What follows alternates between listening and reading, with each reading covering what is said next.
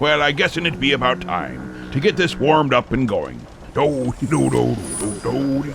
Oh, now, how be this get to working again? Press the button. Which no, button? No, not that one. Not this the one. left. That one. No, your other left. This other one. Oh, Which one are you talking about? I meant the right. No, What- but what not are you- that big red one. The- The this other way. red button. Not- Just not the big, happy, shiny one. You mean the one I just pushed? Yeah, for crying out Oh, loud. You righty. don't know what you're doing. I know perfectly well what I'm doing. Not that button. Oh, for crying out loud. You just sit here on your patootie. You play Well, with your buttons. I go make coffee. You do that, but don't slam the door. Well, here it be, towards the end of September. That means that our Halloweeny our true Halloweeny spectacularity will be in a few weeks when the Halloweeny season comes upon us. Oh, next week! Aye, that'd be right. But until then, well, let's take it nice and slow, and we'll ease into it, and maybe start out with some nice family values, something sweet and innocent and proper and normality. Let us start right off with, let's see. Ah, yes, Napoleon XIV. I'm in love with my little red tricycle. A nice, sweet, family-oriented kind of thing. Welcome back, me mateys. Welcome back. And I hope you're getting yourselves ready for a really good time. For that's what we are aiming for.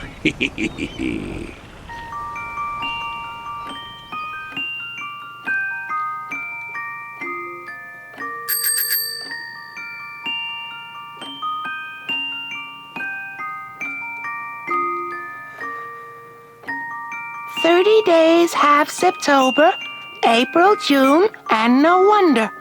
All the rest have peanut butter. All except my dear grandmother.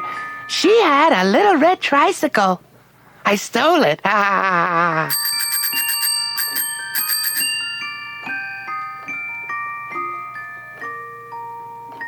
I am in love with my little red tricycle. It has pedals and a seat that has springs and wheels that have spokes that don't speak till they're spoken to, and a little bell that I can ring. See? See? 30 days have September, April, June, and no wonder. All the rest have peanut butter. All except my dear grandmother. She had a little red tricycle. It's mine now.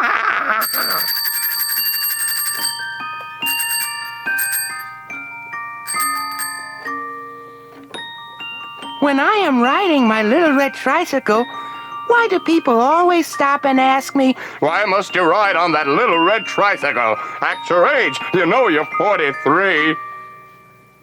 I didn't really steal the tricycle from my grandmother. It followed me home.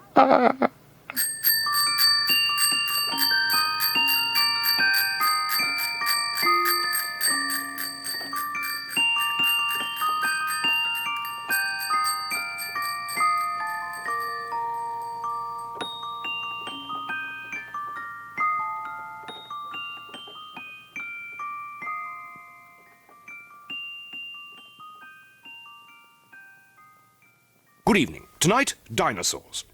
I have here, sitting in the studio next to me, an elk. Oh, I'm sorry, Anne Elk. Mrs. Anne Elk. Miss Anne Elk, who is an expert on the No, an elk. What? An elk, not an expert. No, I was saying that you, Miss Elk, were an A-N, not A-N-N-E expert. Oh. On elks. I'm sorry, on dinosaurs. Yes, I certainly am, Chris. How very true, my word, yes. Now, Miss Elk, Anne, you have a new theory about the Brontosaurus. Can I just say here, Chris, for one moment, that I have a new theory about the Brontosaurus? Exactly. What is it? Where? No, what is your theory? Oh, what is my theory? Yes. Oh, what is my theory that it is? Yes. Well, you may will ask, what is my theory? I am asking. And well, you may. Yes, my word, you may well ask what it is, this theory of mine. Well, this theory that I have, that is to say, which is mine, is mine. I know it's yours. What is it? Where? Oh, what is my theory? Yes. My theory that I have follows the lines that I am about to relate.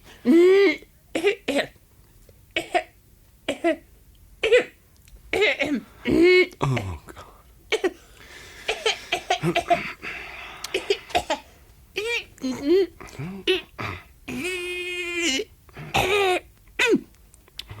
The theory by A. Elk.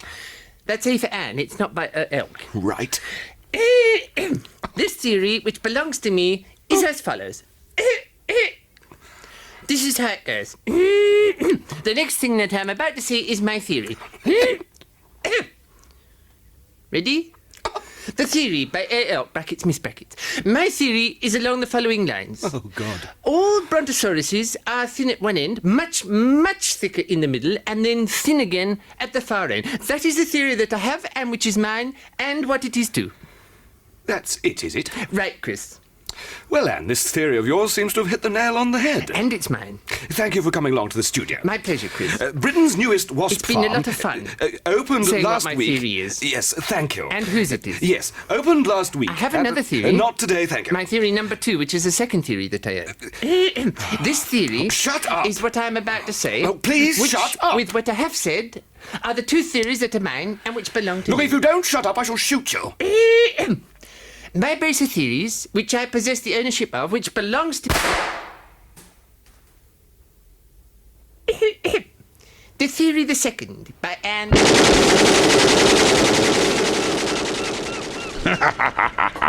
We've all fun now. And if you be saying, I'm offended at that, well, if you have never had a conversation where you think a Tommy gun might be the perfect way to end it, then you never been truly out and about the peoples. That there be Monty Python with an elk sketch, the dinosaur theory.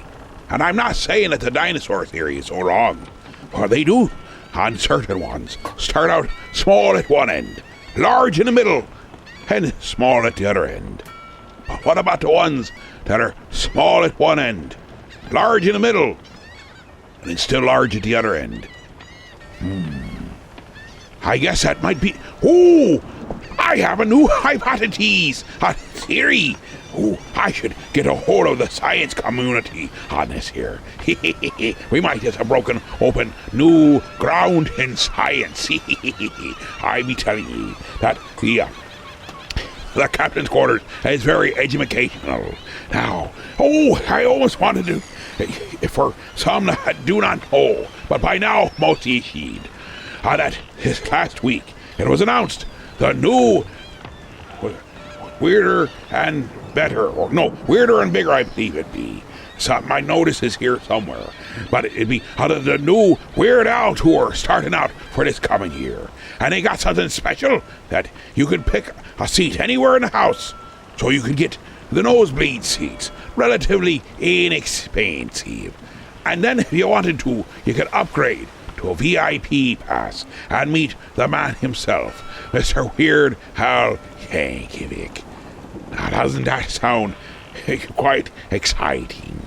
So you could actually get to meet him. It's not sober cheap, but it'd be for some of us a once-in-a-lifetime thing. And others, well, some of them, they get right down front and they always get the fanciest seats, and they gotten bored with meeting him. I'd not be sure how they do that, but some, that's how they be. Maybe a little too much money for them, but for others, it might be kind of nice. Take the whole family and be able to go meet Mr. Yankovic. You know, that's what we should do. We should all get tickets for Weird Al in Sarasota. That's exactly what Jeff Whitmire's done. Tickets for Weird Al in Sarasota.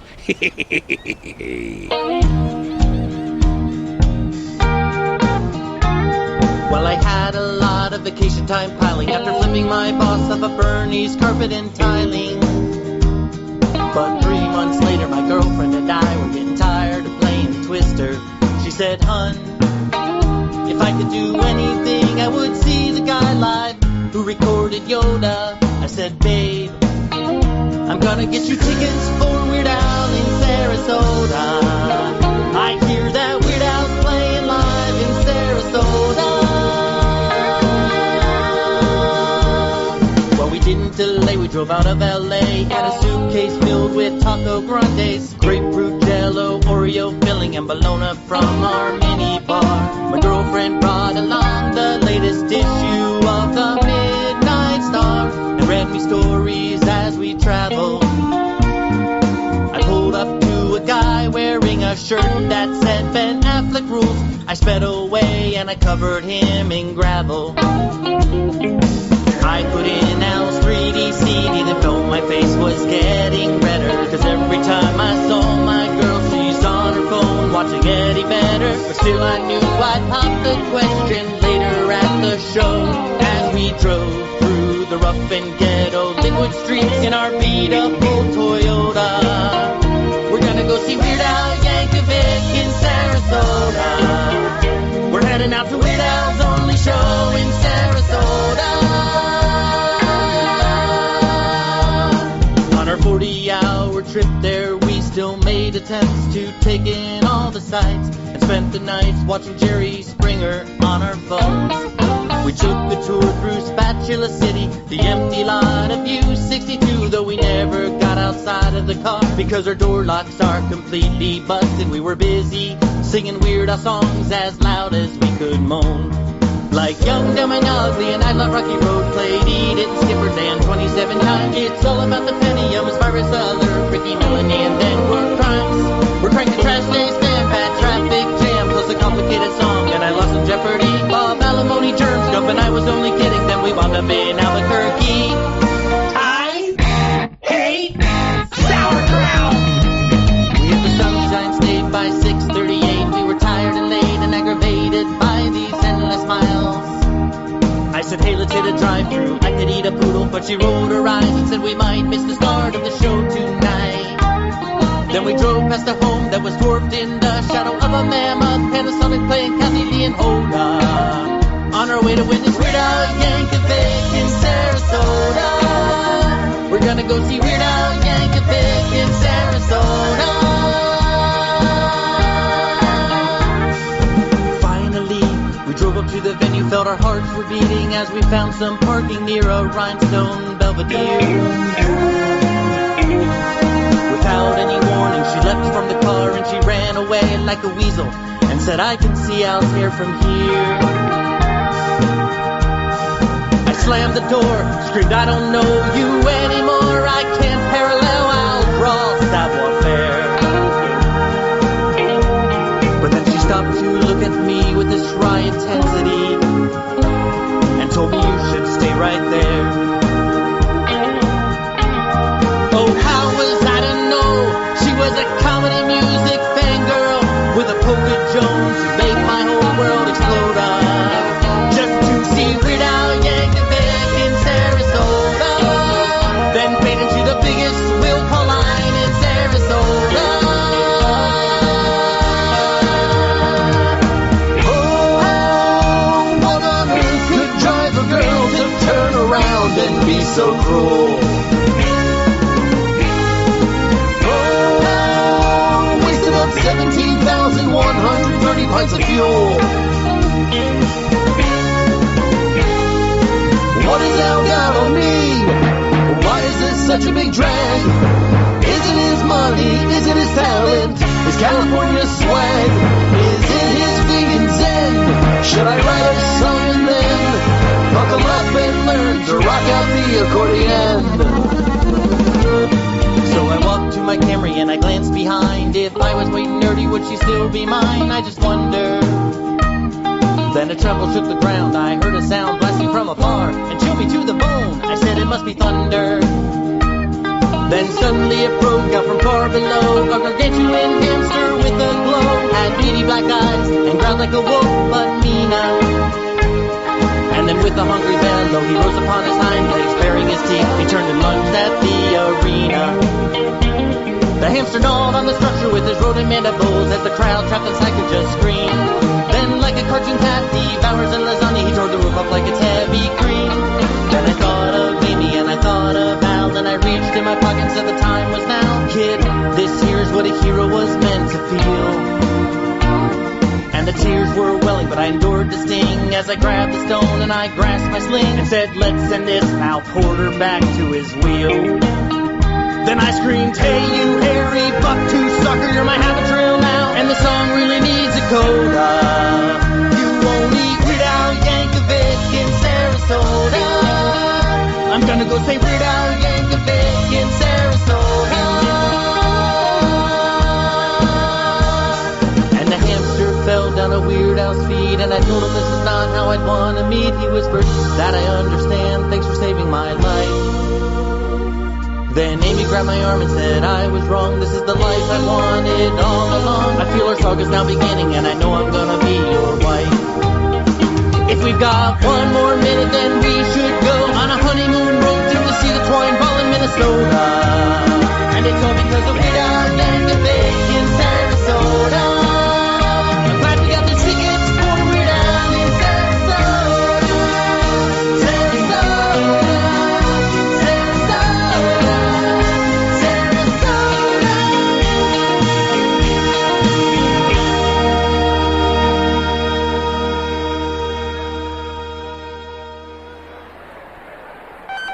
Hello, everyone. This is your Action News reporter with all the news that is news across the nation on the scene at the supermarket. There seems to have been some disturbance here. Pardon me, sir. Did you see what happened? Yeah, I did. I was standing over there by the tomatoes, and here he come, running through the pole beans, through the fruits and vegetables, naked as a jaybird.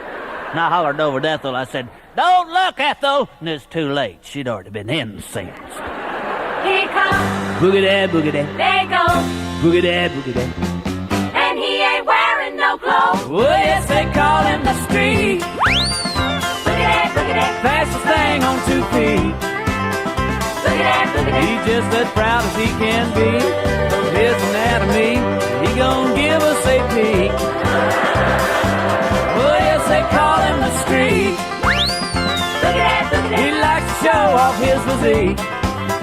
Boogie-dad, boogie-dad. If there's an audience to be found, he'll be streaking it round, inviting public critique. This is your Action News reporter once again, and we're here at the gas station. Pardon me, sir. Did you see what happened?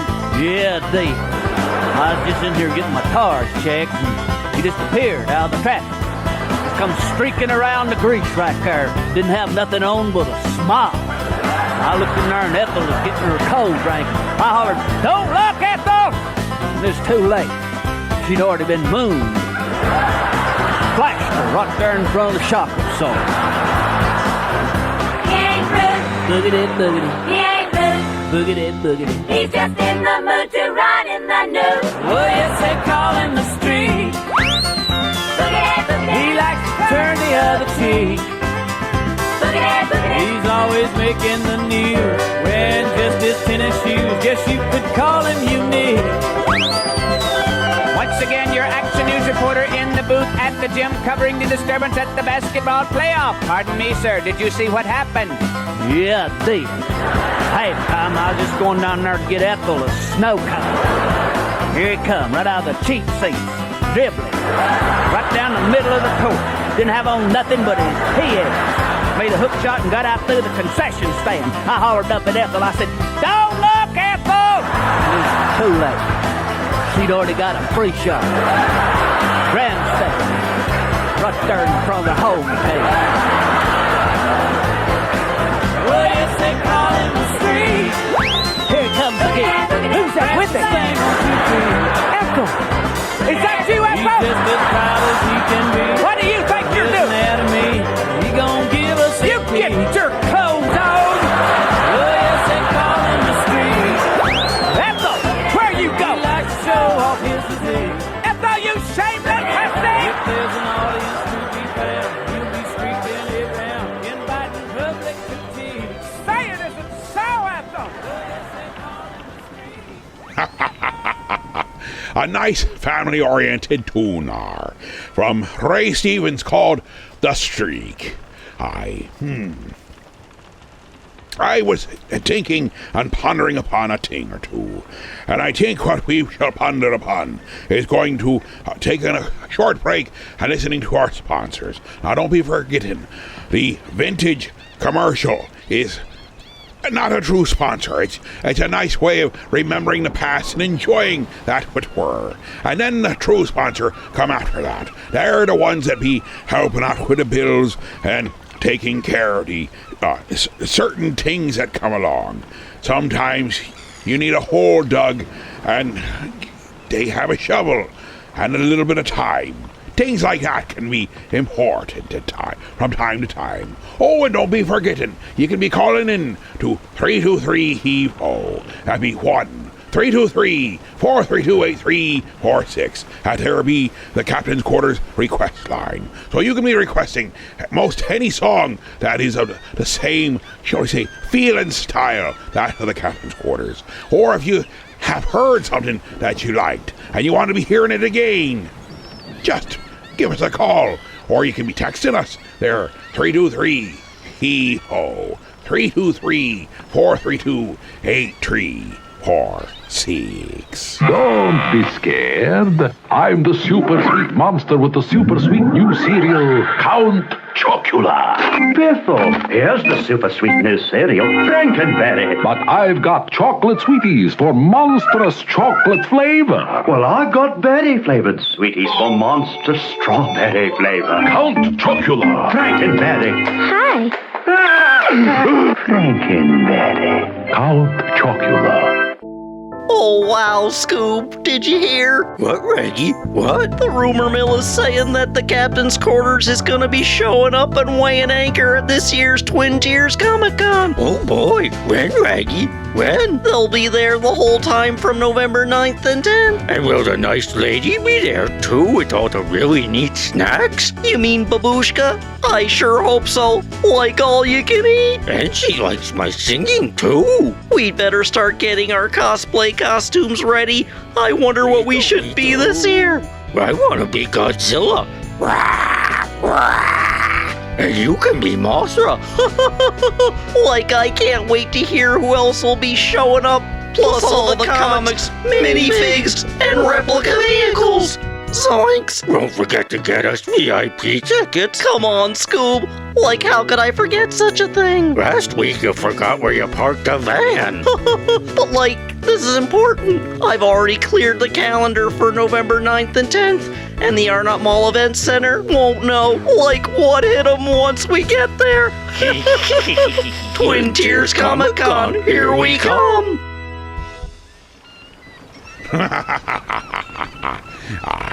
I was just looking through some things, and here be one that I stumbled across. Ronnie Cheng with Mom's Computer. A nice, wonderful tale of a son working side by side, almost hand in hand with his mother. My mom, she lives in Singapore right now. Okay, and she really loves the Singapore government, okay? For whatever reason, probably because of propaganda, all right? All right, so there was like a YouTube video about the Singapore government, and I can't even remember whether the video was positive or negative or propaganda. Doesn't even matter, okay? Because the comments were negative, that's my point. No matter what you do online, people just say nasty things about it. So for some reason, my mom scrolls through these comments, she reads all these derogatory comments about the Singapore government, she gets angry. Right? So now she needs to do something about it. So like a vigilante, she registers a YouTube account just to respond to every hateful comment on this video. Okay, but worse still, she registers her YouTube account using her real name. Right? And she's typing her response, like a 3-page dissent. Right? Like, how dare you say this about the Singapore government? You don't know what you're talking about. You're spoiled. You're ignorant. Blah, blah, blah, blah, blah, blah, blah, blah, post. 5 minutes after posting, regrets posting it because she used her real name, calls me up from Singapore all the way to Australia where I live right now on the phone asking me, Ronnie, how do you delete a comment off YouTube? Let me tell you something. Explain to your mom over the phone how to fix a computer problem when you can't see her screen. It's quite possibly the most excruciating form of torture even possible. If I was an intelligence officer and you captured me and you wanted to extract information from me, you don't need Jack Bauer, okay?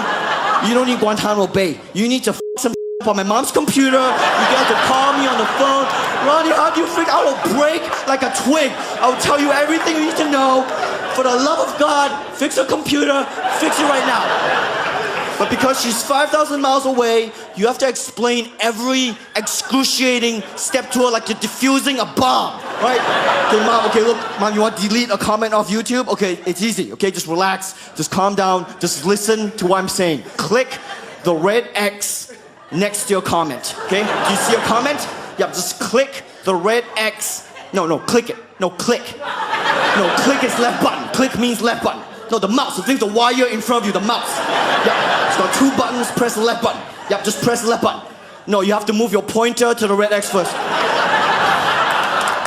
No, the pointer. The white arrow. Move the white arrow. Move the white. Oh, no, you're right, Mom. Whoever designed this system is stupid. You're right. Oh, the system is stupid. Computers are stupid. YouTube is stupid. Everything's stupid, Mom. Everything in the universe is stupid except for you. Okay? Let's just get through this. Just move the white arrow to the red X and press the left button. Do you see the white? You don't see the white arrow. Okay, move the mouse. No, you move the mouse so you can locate the white arrow moving as you move the mouse. I promise the white arrow's there, Mom. Just move the mouse. It might be off screen for a second. Just shake the mouse.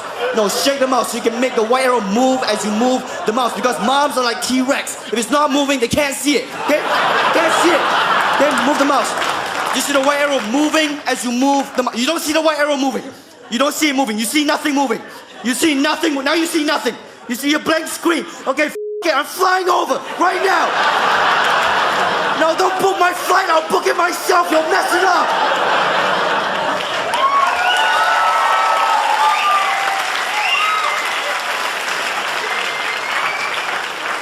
And then you get there, and it's like she wasn't even in front of her computer, right? Hey, listen, you guys have been great. Thanks for coming. I'll see you guys later. Thanks for listening. It's actually the sad story of a man who falls asleep with his television on and has visions. Okay.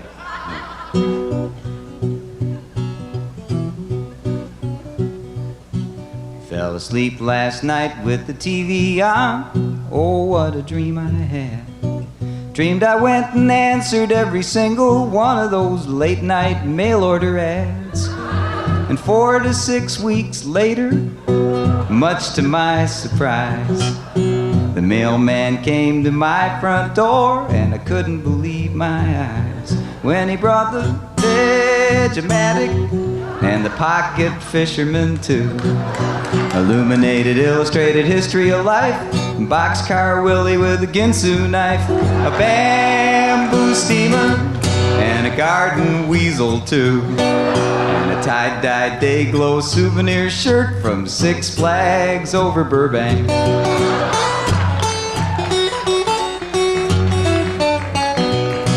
Well, the doorbell rang all morning and all through the afternoon.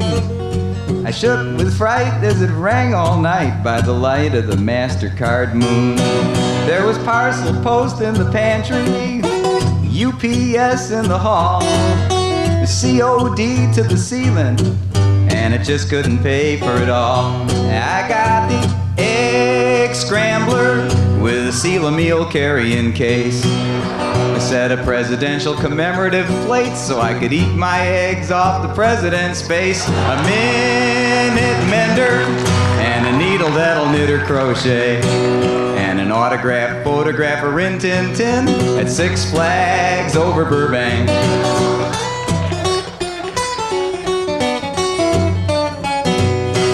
I remembered I was dreaming, so I gave a mighty cheer. When I awoke, it was no joke, 'cause all that shit was here. So if you fall asleep with the TV on, let me tell you what to do. Rip the telephone out of the wall unless you want it to happen to you.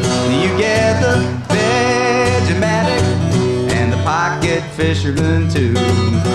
Illuminated, illustrated history of life, Boxcar Willie with a Ginsu knife, bamboo steamer, and a smokeless ashtray too, and an all expenses paid weekend for 3 at Six Flags over Burbank.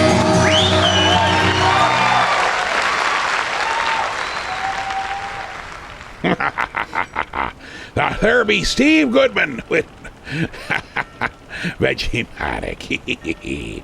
Now, for no apparent reason whatsoever, and had nothing to do with anything other than they just look good on the stack. The Arrogant Worms now with Mounted Animal Nature Trail. Thank you very much. It's about time for a sing-along song.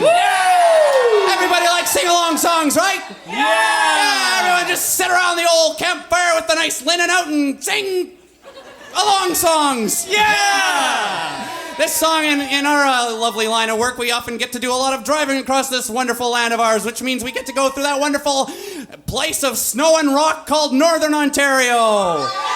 Has everyone driven across Northern Ontario? Stop cheering. For those of you who haven't, Northern Ontario is 80 billion kilometers long. That's right. Big. There are 13 people who live there, all of whom are named Frank. That's right. Even the girl. Yep. She's very popular. Very popular indeed. We were driving across Manitoulin Island once, the world's largest freshwater island. That's a Canadian fact. And we saw a theme park. This is a real place. It's called Terry's Taxidermy and Mounted Animal Nature Trail. Oh, you've heard of it. Everyone's heard of it. It's the only low-maintenance zoo. Grab some roadkill and woo! The traditional sound of the taxidermist. Woo! So anyways, we have written a little theme song for the Mounted Animal Nature Trail. It has a sing-along chorus. Please, everybody, sing along, and they will feel the love in Calidar. On the Mounted Animal Nature Trail, you'll be sure to see all Mother Nature's favorite pets all sitting rigidly. They're never hungry anymore, their last meal left them stuffed. Don't worry, they won't walk away if you try to pet their fluff. Where the dog goes,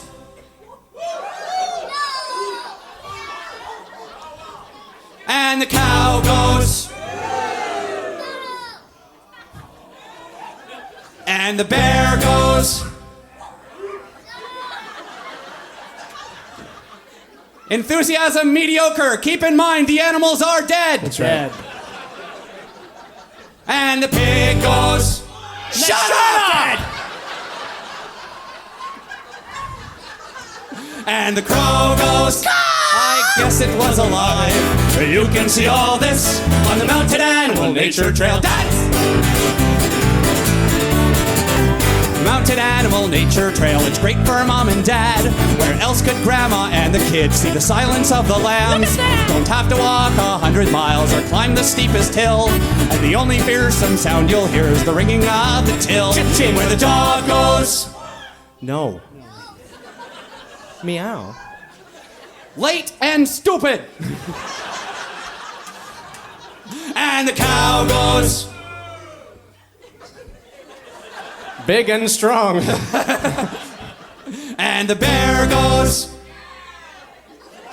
yeah. Okay, Trevor, if there's a kid, you can probably take him. And the pig goes, ooh. He certainly intimidated them. Yes, he did. And the crow goes, I guess it's still alive. You can see all this on the Mounted Animal Nature Trail. Dance! The only things that bite are the bugs. Ow.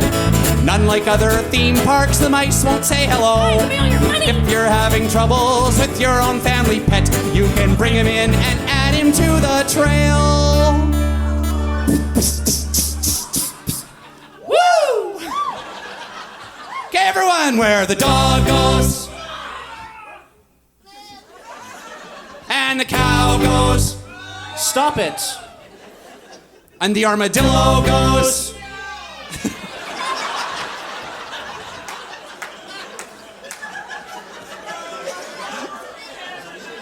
someone should read Dr. Zeus. And the pig goes, and the crow goes, don't cry for me, Argentina. The truth is I never left you.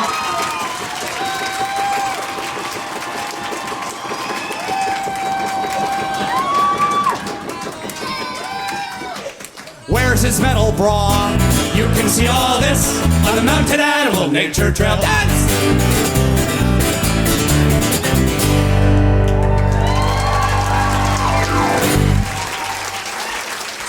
you. Thank you.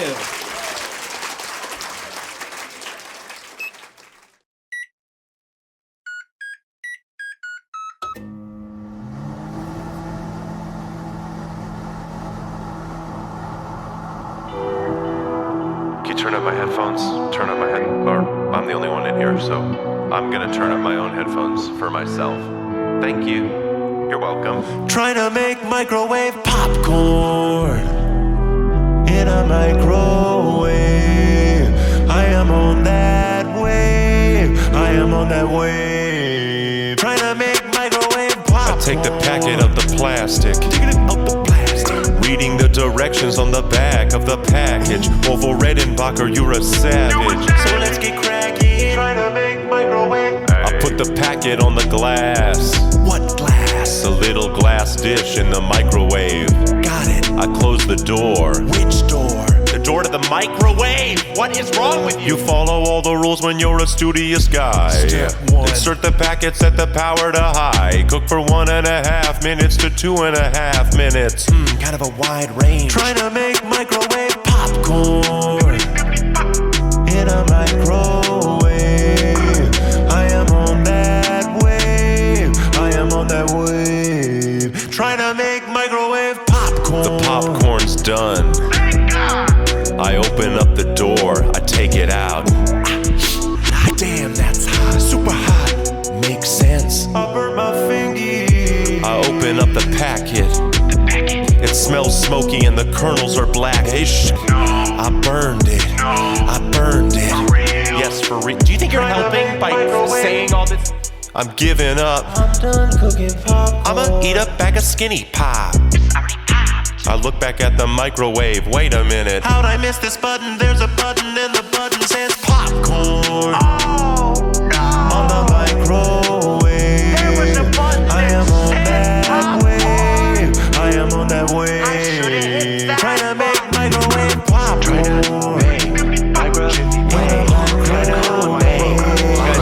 Everyone's talking at the same time. Everyone just shut up! Theater butter. Trying to make microwave popcorn. That's Arby Bo Burnham with microwave popcorn. As I was going through the stacks of stuff, ran into a nice little ditty from Lord of the Rings I thought would be most appropriate. Aye, from Lord of the Rings. I bet you remember this one. It's quite catchy, fun little tune. You know, there's no elves, I think, involved, but it's a wonderful, wonderful little tune, and the guitar work is quite, snazzy. Aye, see if you can remember this one from Lord of the Rings. Sing right along with it. You'll enjoy it. It's Lord of the Rings. Where there's a whip, there's a way.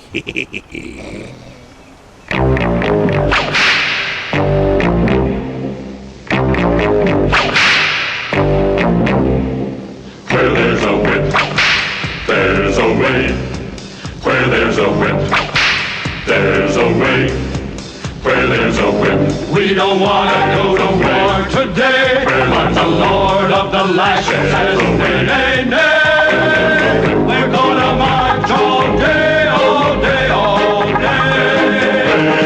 Where there's a whip, there's a way. Where there's a whip, there's a way. Where there's a whip, there's a way. Where there's a whip, there's a way. Left, right, left, right, left. Where there's a whip, there's a way. Left, right. A crack on the back says we're gonna fight.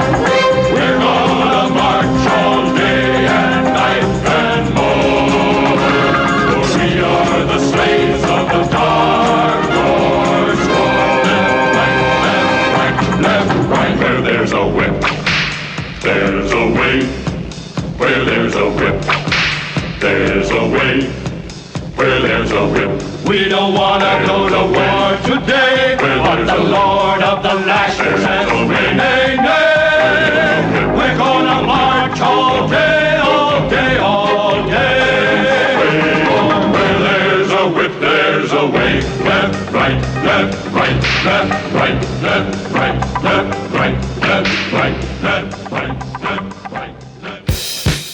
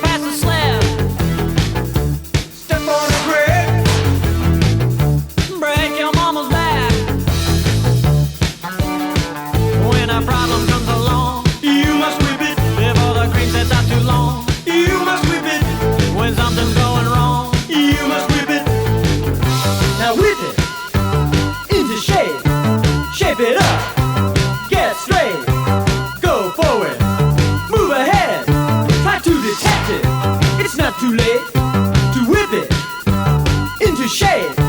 Shape it up. Get straight. Go forward. Move ahead. Try to detect it. It's not too late to whip it. Whip it good.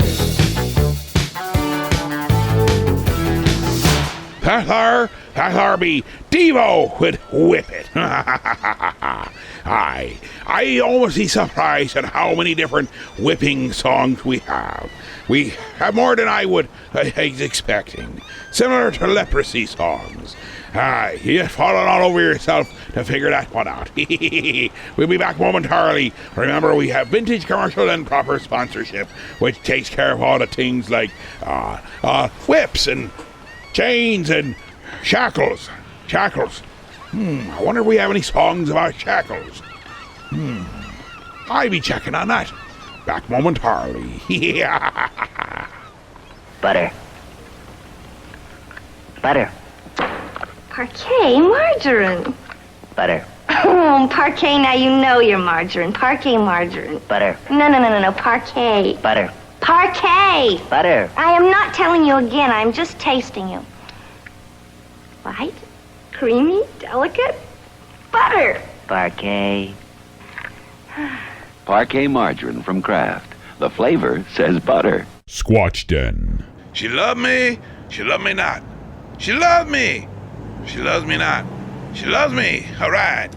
She loves me not. Hey, stupid flower, what do you know about love? What? Hey, man, do you want to know about love? Oh, you're just trying to find the Squatch Den records. Well, that's easy, man. They're right up at the Audit Mall, right next to the inside entrance at JCPenney's. Hey, man. Yeah, they's got all kinds of good stuff. New stuff and old stuff, too. Yeah, I bet you can find stuff you're looking for. Hey, like maybe some barbershop music or a soundtrack for hair?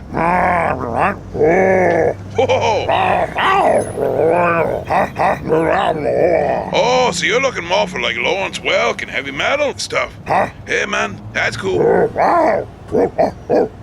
Hey, if anybody's gonna have it, it's gonna be the Squatch Den. Hey, man, see you later. Oh, and say hi to Ash for me. Oh, man. I just got back. I got the snacks, man. Oh, wow, man. Is that like a Sasquatch? Oh, yeah, man. That it is. Squatch Den. Wow. Holy whirlwinds. You just missed her. Molly came, not storming in, but she's like a force of nature. She just came in and she was like, Daddy Captain, I need to be asking you some questions. I said, what is it, Molly? And she said she needed something about wanting a new axe, and she wanted to talk to me about getting a new pet.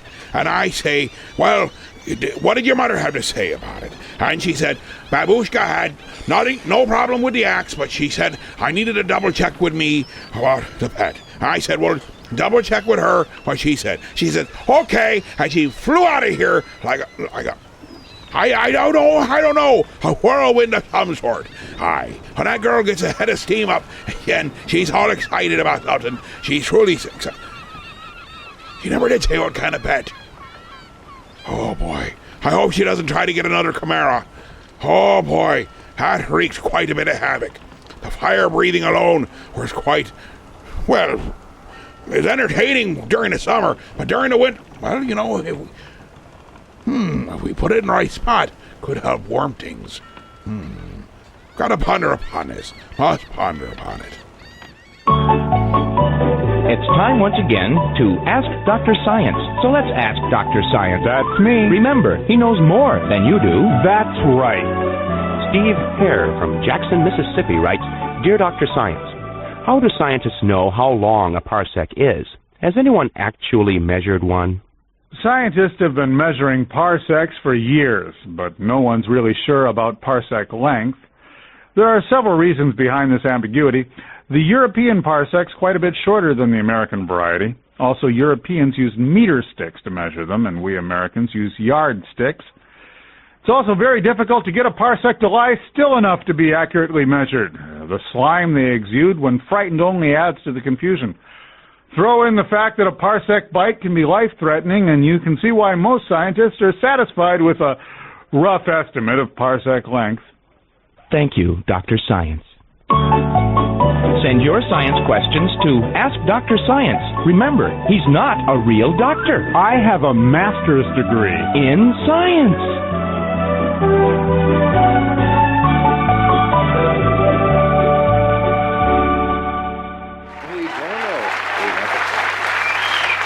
A woman from the city goes to the country and she's at a farm.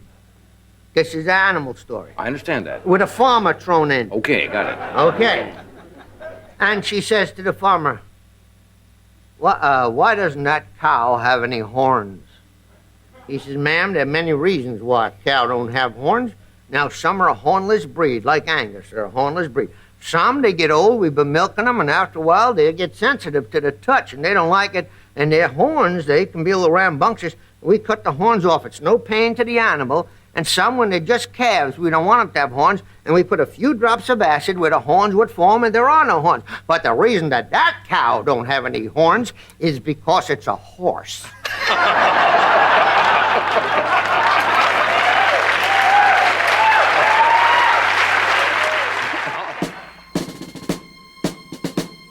Breaker 19, this here's a rubber duck. You got a copy on me, Big Ben? Come on. Yeah, 10-4, Big Ben, for sure. By golly, it's clean clear to Flagtown. Come on.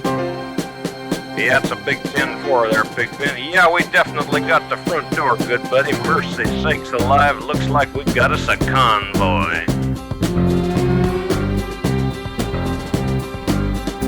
It was the dark of the moon on the 6th of June in a Kenworth pulling logs. Cab over Pete with a reefer on and a Jimmy hauling hogs. We is heading for Bear on I-10 about a mile out of Shaky Town. I says, Pigpen, this here's a rubber duck and I'm about to put the hammer down. 'Cause we got a little convoy rocking through the night. Yeah, we got a little convoy, ain't she a beautiful sight? Come on and join our convoy, ain't nothing gonna get in our way. We gonna roll this trucking convoy across the USA. Breaker, Big Ben, this here's a duck. Now, you want to back off them hogs? 10-4, about 5 mile or so. 10 Roger, them hogs is getting intense up here. By the time we got into Tulsa town, we had 85 trucks in all. But there's a roadblock up on the Cloverleaf, and them bears was wall to wall. Yeah, them smokies as thick as bugs on a bumper. They even had a bear in the air. I says, calling all trucks, this here's the duck. We about to go a-hunting bear. 'Cause we got a great big convoy rocking through the night. Yeah, we got a great big convoy, ain't she a beautiful sight? Come on and join our convoy, ain't nothing gonna get in our way. We gonna roll this trucking convoy across the USA. Convoy. You want to give me a 10-9 on that, Big Ben? Negatory, Big Ben, you're still too close. Yeah, them hogs is starting to close up my sinuses. Mercy sakes, you better back off another 10. Well, we rolled up Interstate 44 like a rocket sled on rails. We tore up all of our swindle sheets and left them setting on the scales. By the time we hit that shy town, them bears was getting smart. They'd brought up some reinforcements from the Illinois National Guard. There's armored cars and tanks and jeeps and rigs of every size. Yeah, them chicken coops was full of bears, and choppers filled the skies. Well, we shot the line, we went for broke, with 1,000 screaming trucks, and 11 long-haired friends of Jesus in a chartreuse microbus. Here, rubber duck just sodbuster. Come on there, yeah, 10-4 sodbuster. Listen, you want to put that microbus in behind that suicide jockey? Yeah, he's hauling dynamite, and he needs all the help he can get. Well, we laid a strip for the Jersey Shore and prepared to cross the line. I could see the bridge was lined with bears, but it didn't have a doggone dime. I says, Pigpen, this here's a rubber duck. We just ain't going to pay no toll. So we crashed the gate doing 98. I says, let them truckers roll 10-4. 'Cause we got a mighty convoy rocking through the night. Yeah, we got a mighty convoy, ain't she a beautiful sight? Come on and join our convoy, ain't nothing gonna get in our way. We're gonna roll this trucking convoy across the USA. All right, 10-4, Big Ben, what's your 20? Oh, Omaha. Well, they ought to know what to do with them hogs out there for sure. Well, mercy sakes, good buddy, we're gonna back on out here, so keep the bugs off your glass and the bears off your tails. We'll catch you on the flip-flop. This here's a rubber duck on the side. We gone. Bye-bye. That there be C.W. McCall with Convoy. Before that, we had a cute little joke from Buddy Hackett on the old Johnny Carson show. Cow, horn, horse. But to stay along with the CB craze and the animal craze, let's go with Shirley and Squirrely. With, hey Shirley, this is Squirrely. It's a little love story of sorts. Back in the old day and age of the C and B.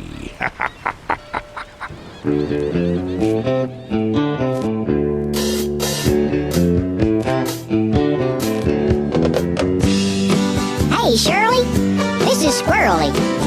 You got your ears on. Yes, what, Squirrely? This is Shirley. Come on.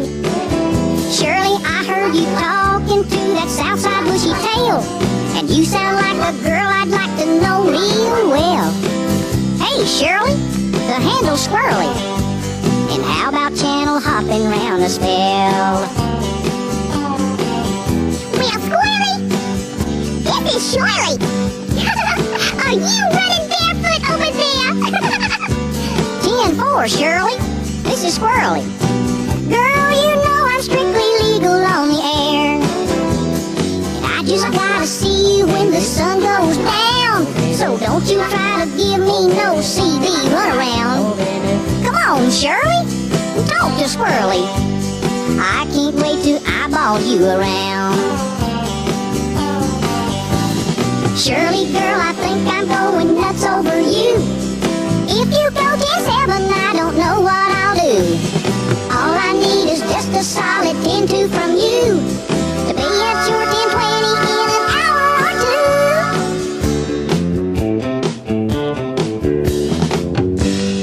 How about a radio check? You got a radio check. What am I putting on your meter, Skeeter? I'll never tell. Breaker. Come on, Breaker. I'm looking for a westbound. You got a southbound. But good buddy, I wanted a westbound. Well, I guess it's gonna be one of them days.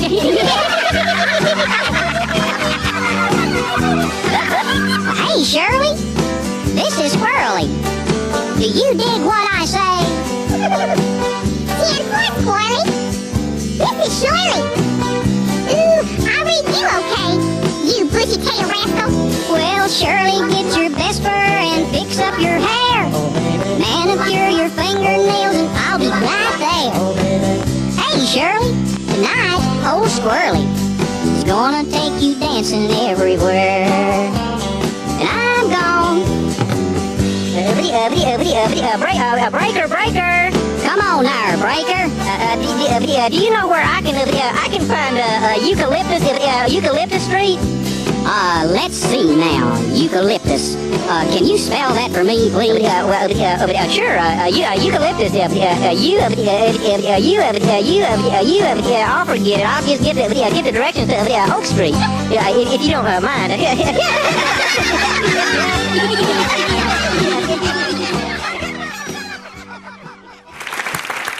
I have a question. Your cell phone rings and you don't recognize the number. What do you do? Ignore it. Don't answer it. Not me. I like life. The other day, my cell phone rang 917. That's a New York number. I didn't know who it was. I picked it up anyway. I hit talk. I said, hello. Guy in the line goes, hey, Bruce, what's going on? My name's Jay, not Bruce. So I said, nothing much, man. What's going on with you? And he said, I'll tell you what's going on. I just got an email about the budget. It's supposed to be $15,000. Now it's $10,000. And I'd like to know what's up. I got excited in my chest. I grabbed the steering wheel. I was like, okay, focus. Your name is Bruce. There's a budget. It was $15,000. Now it's $10,000. No one's happy about it. That's all we know. That's all we know. So I just repeated back to him what he said to me, and I go, 10,000? It's supposed to be 15,000. He goes, yeah, I know. Well, I just got an email, and now it's 10. I go, listen, man, I don't know what to tell you. I've been on the road all day. I haven't even seen it. And he goes, did you send this out? I give him some attitude to Bruce. I didn't like it. I said, listen, man, the budget was $15,000. We had a couple extra expenditures. It went up to $16,200. I reworked it, got it down to $14,700. I had $300 to play with, so I called it $15,000, and I sent it out. And he goes, yeah, well, now it's 10, man. And I was like, oh, my God, that worked. Phase 1 complete. Phase 1 complete. Like, now I'm in the door. I have a 401k. I was at the Christmas party, okay? So he goes, did Larry okay this? I go, listen, man, I took the budget to Larry. Larry said it looked fine, but I knew it was my ass on the line, so I ran it by Jennifer, just in case, just to double check. Jennifer said it looked good. I sent it out. He goes, yeah, well, now it's 10, man. And I realized this guy has no idea what's going on over there. He hasn't talked to Larry. I know he hasn't talked to Bruce. He doesn't even recognize my voice. I know he didn't talk to Jennifer. I just made her up.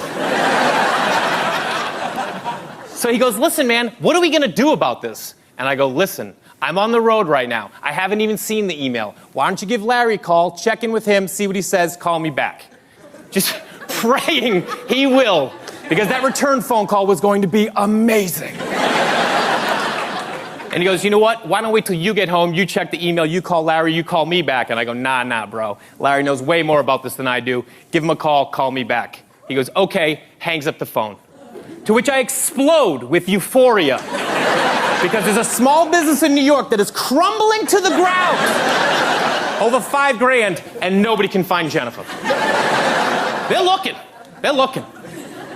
I get home, I'm so excited, I take out my cell phone, I'm like, you know what, I'm gonna save that guy's number, give him a call in a couple days, touch base, you know what I mean, check in. See where we're at, you know? So I save it in my phone under random guy. That's what he is, he's a random guy. 4 or 5 days pass, I forget about it. Laying on my couch, watching the ball game, phone rings on the dining room table. I get up, watching the game, grab the phone, watching the game, look down, random guy. But it's been a couple days, you know what I mean? So I'm like, random guy? Who's random guy? Like, who would even have random guy as their name that comes up? And then I was like, random guy! Like, now I'm panicked, you know what I mean? People's lives have been affected. It's only $5,000, but I don't know how big that company is. But I'm addicted to it. You know what I mean? I started this thing, I need to see it through. So I put my earbuds in, just get a little distance, you know, just get a little space. And I hit talk. Same guy goes, hey Larry, what's going on? Yeah, now he's calling me Larry. He knows something's up, but I'm not about to back down. I go, nothing much, man, what's going on with you? And he goes, well, I got us on conference call with Janelle and Marie. And I was like, okay, here we go. This is why we play the game, you guys. This is why we play the game. So I go, welcome to the call, ladies, as if to say, welcome to the show. You know what I mean? Here we go. Marie takes the lead. She goes, hey, Larry, what time is it where you are? I live in LA, they're in New York, it's 5:30, so I go, 8:30. It's 8:30. She goes, really, what's the weather like? And I was like, oh, weather's nice. She goes, you know, this doesn't sound like Larry. And I go, oh yeah? Who's it sound like? And a random guy chirps him from the back and he goes, sounds like Bruce! Sounds like Bruce! Like he's gonna blow this case wide open. And I go, listen guys, this isn't Larry and it isn't Bruce. And Marie goes, who is this? And I said, I'm just some guy who had nothing better to do than to mess with you guys. And Marie got pissed. She was not happy. She goes, you understand we're trying to run a business over here?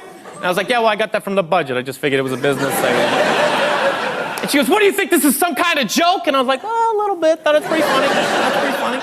And she goes, let me ask you something. And I go, no, you let me ask you something. And she goes, what? And I go, where we at with the budget? I'm Jay Larson. Thank you, guys. That there be Jay Larson's wrong number prank. Let's kick up the pace here just a tad with Ronnie Jackson's Moose on the Loose. Well,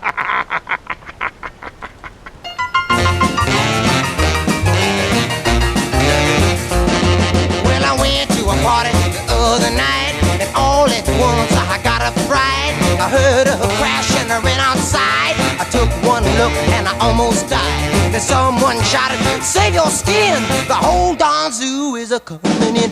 There's a moose on the loose. There's a bear on the chair. Well, there's a monk on the bunk. There's a deer in the beer. If you think I was scared, no, not me. I climbed a tree. He climbed a tree. Well, everyone began to run. Someone yelled, "Go get a gun!" An elephant broke right through the wall, and soon the roof began to fall. And then I heard a lion roar, and someone screaming at the door. There's a moose on the loose. Yes, and there's a bear on the chair. Well, there's a monk on the bunk. There's a deer in the beer. If you think I was scared, no, not me. I climbed a tree. He climbed a tree. Some guy was hanging from a chandelier, and man was he shook up with fear. A car drove up filled with police, and soon that we disturbed the peace. And then the judge asked, "What do you say?" I said, "Your Honor, it's this way. There's a moose on the loose. Yes, and there's a bear on the chair. And you see there's a monk on the bunk. Your Honor, there's a deer in the beer. If you think I was scared, no, not me. I climbed a tree. He climbed a tree."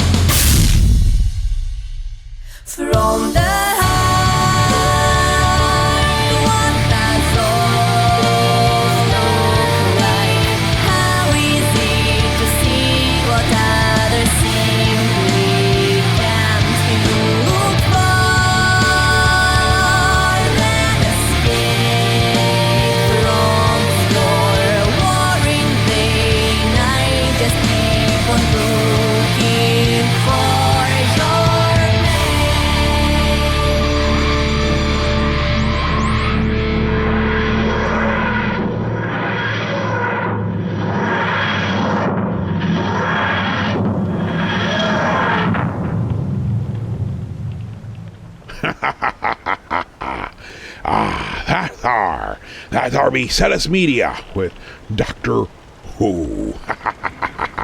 We'll be back momentarily with the next hour of the show. Events are moving, events are compiling. And which way they go, who knows? 1, 2, Freddy's coming for you. 3, 4, better lock your door. 5, 6, grab your crucifix. 7, 8, gonna stay up late. 9, 10, never sleep again.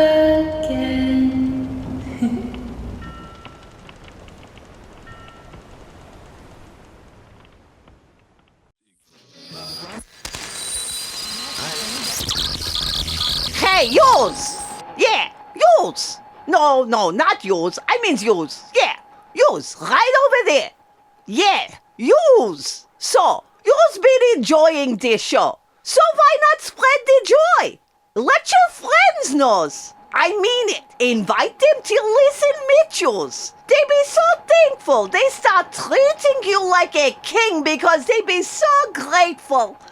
They might even make a monument to you to show how they really feel about what you've done to them. And be sure to click that like and subscribe buttons. And don't be stingy. Hit the bell too, so you get notifications of new episodes. That ways yous and yous friends never miss a moment of the captain's quarters. And in turn, yous never miss having me, Babushka, sing so beautifully every week. So, don't just sit there. Go, invite and subscribe and make your life better by never missing an episode of the Captain's Quarters or me, the lovely Babushka. Now, just do it.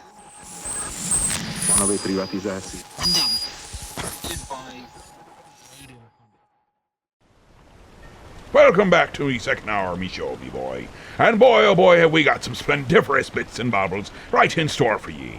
For example, the final 40. It'd be extremicated right from the request sent to us via the mail of That's email, you dolt. That's what me be saying. They can also call us at 323 Heave-Ho. I'd like to heave-ho you. But was that my little pumpernickel? Nothing, my dear. You old sea hag. Well, here, let me help you get this show going again. Avast, you old bat! Heave-ho! Heave-ho! Heave-ho! Johnny!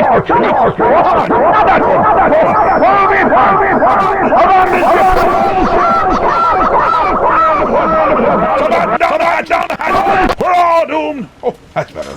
See? I made it so better.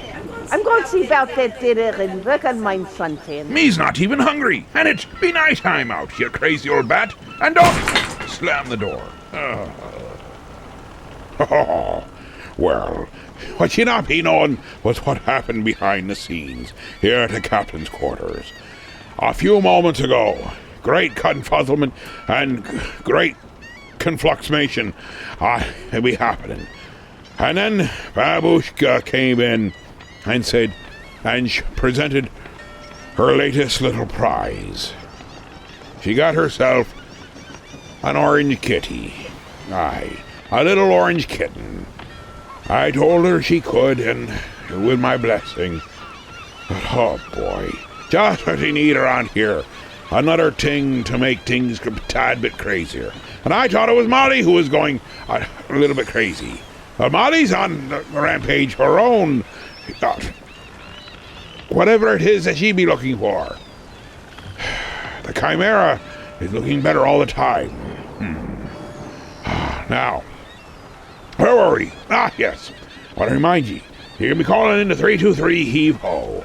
That's 323-432-8346. Call in them our requests. Or you can call in Orhan and you can be visiting with us there on the Book of Face. That'd be right. The Captain's Quarters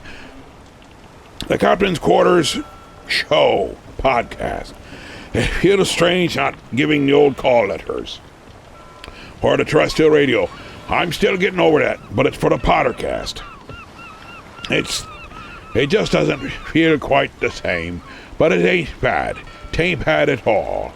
But you can join us there in the group or the page. We do very little with, well, quote-unquote, the page. But the group, we're always having fun there with the group. So come join us there at the Captain's Quarters show, right there on Friday. It's a book of face.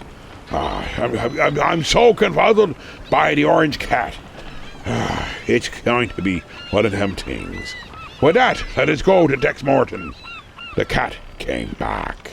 Well, everywhere I go, everyone seems to like this song. It's so old now that it's new again. It's probably an old plantation song from the south of the United States of America. I hope you like it.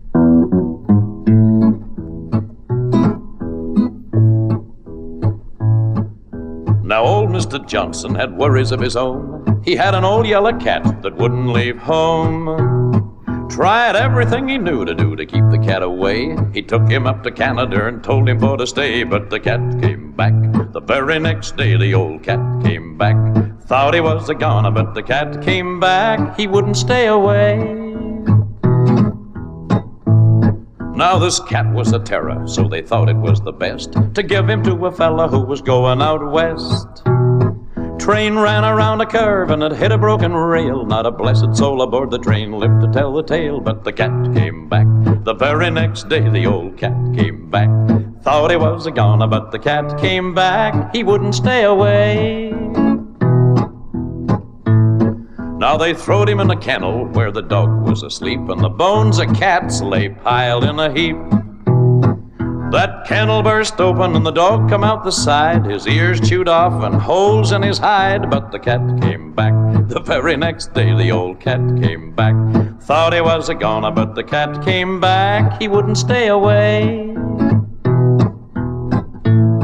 Oh, they snuck into a shop when the butcher wasn't round, and they throwed him in the hopper where the meat is ground. The old cat disappeared with a blood-curdling shriek, and the town's mincemeat tasted furry for a week, but the cat came back. The very next day the old cat came back. Thought he was a goner, but the cat came back. He wouldn't stay away. I like this bit. Now the farmer on the corner said he'd shoot the cat on sight, loaded up his gun with nails and dynamite. He waited in the garden till the cat came around. 7 little pieces of the man was all they found, but the cat came back. The very next day the old cat came back. Thought he was a goner, but the cat came back. He wouldn't stay away. How many lives does a cat have? Well, they put him in a rocket ship, heading for the stars. Got a message back saying landed up on Mars. Said the men were doing fine, and the monkey and the rat, but they couldn't find a trace of the old yellow cat, and the cat showed up. The very next day the old cat came home. We don't know how he did it, but the cat came back. He wouldn't stay away. No, he wouldn't stay away. There was a fungus among us. There was a rumble in the jungle. There was a static in the attic, a moaning and a groaning, a fungus among us. We had a fight in the middle of the night. There was a fungus among us. Which one is the fungus? Well, we were having a party the other night. Somebody got mad and they started to fight. I couldn't understand what it caused it all, but nevertheless, so we were having a ball. There was a fungus among us. Which one is the fungus? There was a fungus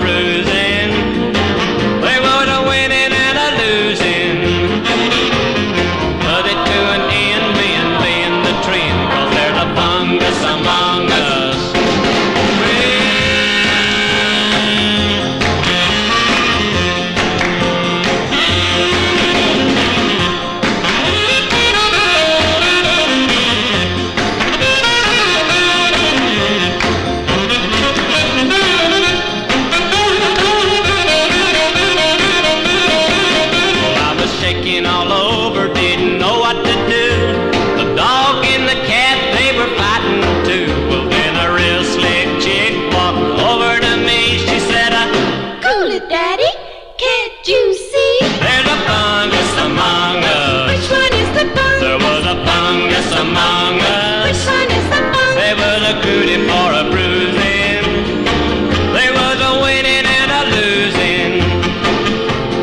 Put it to an end, men being the trend, 'cause there's a fungus among us. Which one is the fungus? There was a fungus among us. Which one is the fungus? There is a fungus among us. Which one is the fungus? Oh, there's a fungus among us. Which one is the fungus? There was a fungus among us.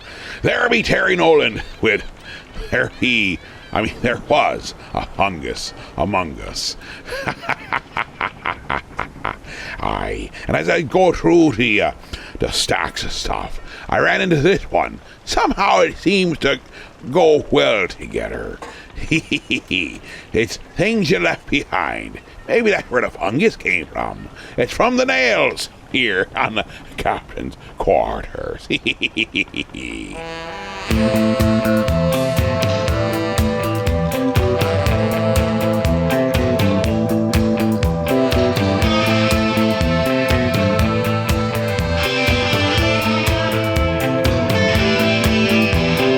pair of stockings, a pair of shoes, a record by the Moody Blues, a bottle of Chanel, number 5, a poster of a band called Dead or Alive, silk negligee and a black garter belt, a book about how to get to know yourself, a shirt you adopted used to be mine. These are some of the things you left behind.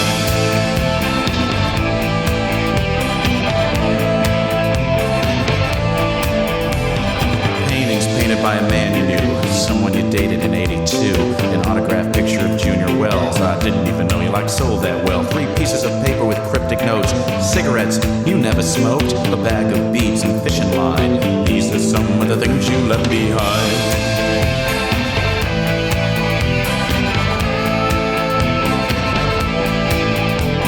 A dozen contraceptive sponges. Anyone here got a rhyme for sponges? Dental floss, some baby powder, 14 cans of clam chowder. Forgotten how much you liked that stuff. Sex and clams you couldn't get enough. Your driver's license 79. These are some of the things you left behind.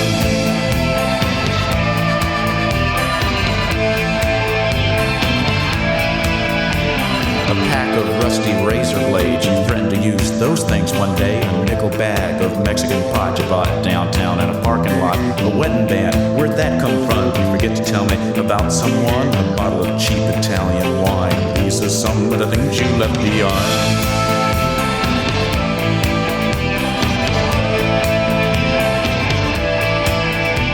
A ticket stub to a Broadway play, a button fan, make my day, a broken mirror with a lipstick smear, a telephone number where the name's unclear, 2 pressed roses in a blank page book containing all the notes that you never took, a Valentine card saying please be mine. These are some of the things you left behind.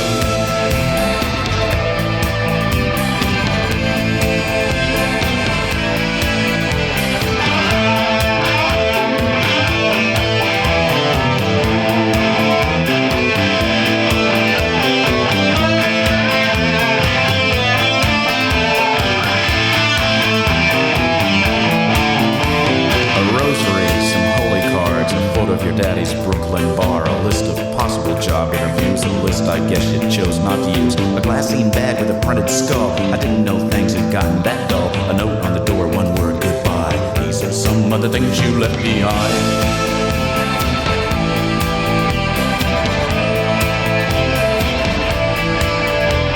A pair of stockings,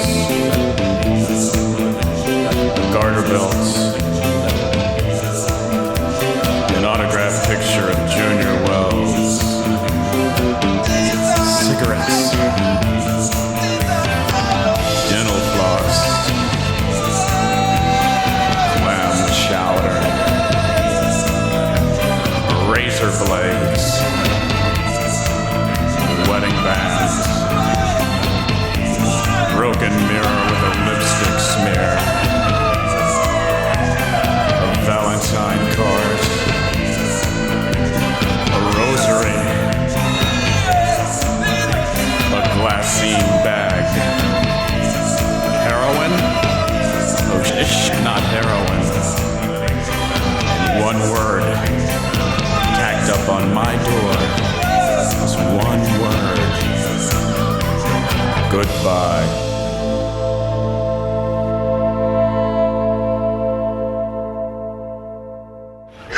of thinking, recreational thinking. This is what I hope that I bring to you people tonight. The problem is the schools. The schools. They don't teach us how to be different. They teach us how to be the same. Right, guys? Gang? Girls? Remember school where you go to learn to communicate and all they say is no talking?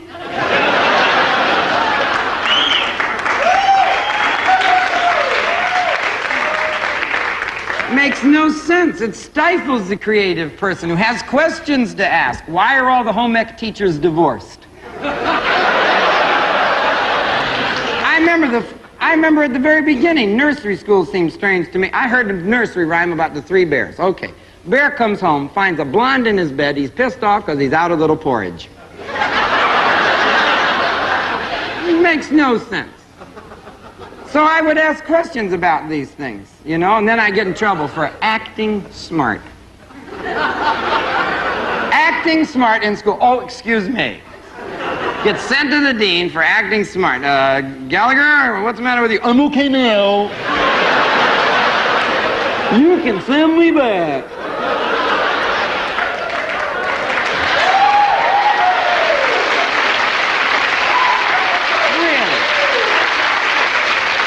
We should be asking people to be different. I think in America,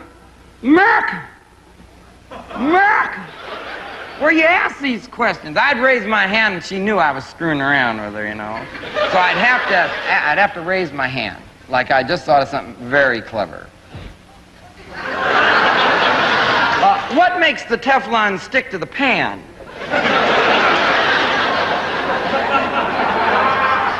If a duck eats and goes in the water, does he get the cramps? When yogurt goes bad, how can you tell? See, they don't want to hear these things. Can't answer. Why does a cowboy wear two spurs? If one side of the horse goes, so does the other. Why do they call them cowboys? Cows is girls, bulls is boys. Ought to be cowgirls and bull boys. Why do they call a statue a bust when it stops right before the part it'd be named after? Why do they call them buildings when they're already done building them? Ought to call them built.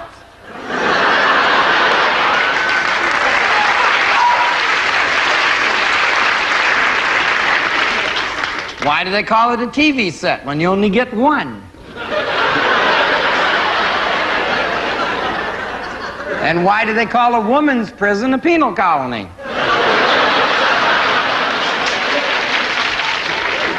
I ended up getting a degree in English literature finally because I like the language. It's a good language. In fact, it's an advantage we have over the Japanese because theirs is dumber than ours. I remember I went there the first day to learn to read. I was real excited. I was going to learn to read. I didn't know about sex, so this was it.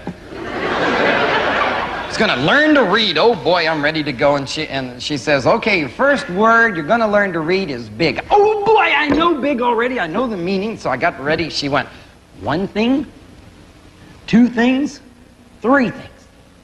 I said, damn, that's little for big. I said, that's little. She said, no, this is little.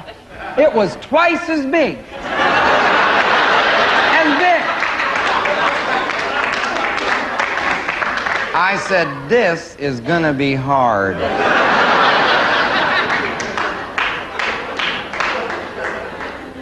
But I knew it was because I tried to learn to read ahead of time. I'd ask my dad signs on the roadside, what does that say, Dad? He'd say, good food. I say, why? They both end in O-O-D. Those words ought to rhyme. It ought to be good food or good food. Why is it good food? See, it doesn't matter. Why should I be serious about the language if the language isn't serious enough to make sense? Right, gang? Well, let's take the word bomb. B-O-M-B, right? Bomb? Bomb. B-O-M-B? All right, T-O-M-B. Tom? No, tomb. All right, T-O-M-B, tomb. C-O-M-B, comb? Comb. All right, C-O-M-B, comb. P-O-M-B, poem? No, P-O-E-M, poem. All right, P-O-E-M, poem. H-O-E-M, home? No, H-O-M-E. All right, H-O-M-E, home. S-O-M-E, some? No, some. All right, S-O-M-E, some. N-O-M-E, numb? No, N-U-M-B.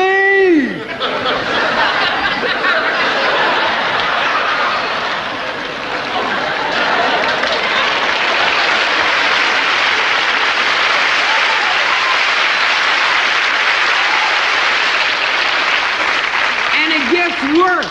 W-O-R-S-E, worse. H-O-R-S-E, hearse. Horse. Laughter, L-A-U-G-H-T-E-R, laughter. D-A-U-G-H-T-E-R, dafter. No. N-U-M-B. Well, let's see, what are some others? A-C-H-E. Ache. Is this a mistake? No, mustache. B-E-A-R-D. Beard. H-E-A-R-D. Herd. This is a bird.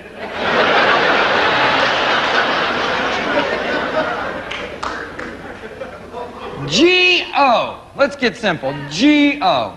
Go. D-O. Do. Do. Now, this ain't two words off in the side of the corner we don't use anymore. This is go and do. All right, D-O, do. N-O, new? No. This don't make sense. I'm quitting. Aye, education. It comes in many forms, and we be a learned ye here on the captain's quarters. And you stay around. You will be able to pronunciate words and do particle physics all right at the end of your fingertips. We'll be back momentarily, right after these here sponsored messages, and we come back with a final party. That's where we turn it over to ye, and it's all request driven. It's been a while since we've had it, because we've been building things back up. And with the introduction of the new kitten, I'm not sure how well it'll go, but it shall go. Hey,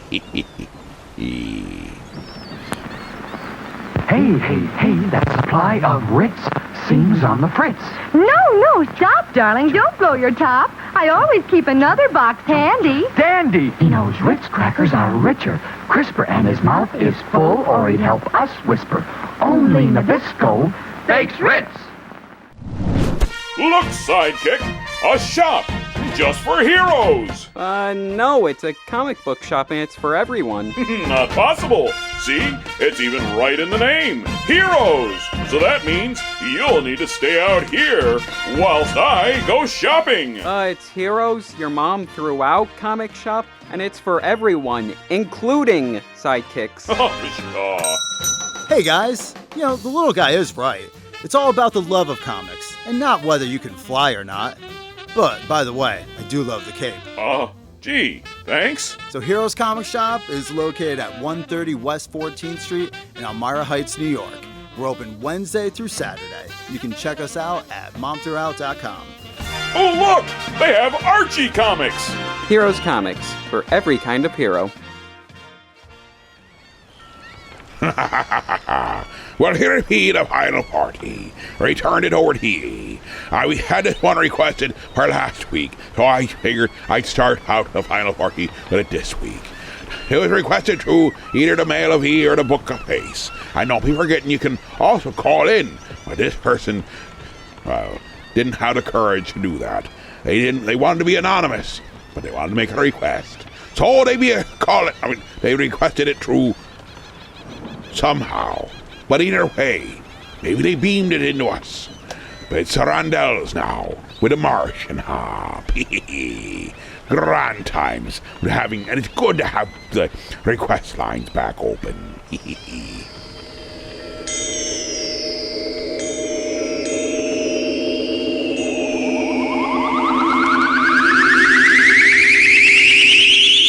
have just discovered an important note from space. The Martians plan to throw a dance for all the human race.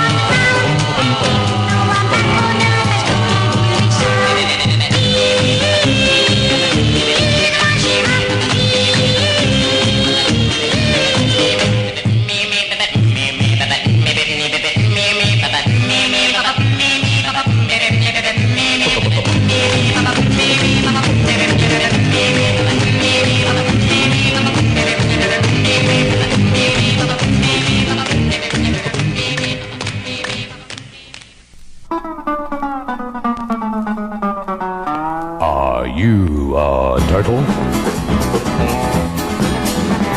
The astronauts were flying way up in outer space. They heard a pecking on the window and they looked and saw a face. He held up a message. It said, "Boys, I'll see you soon." And sure enough, there he was when they landed on the moon. And he said, Are you a turtle?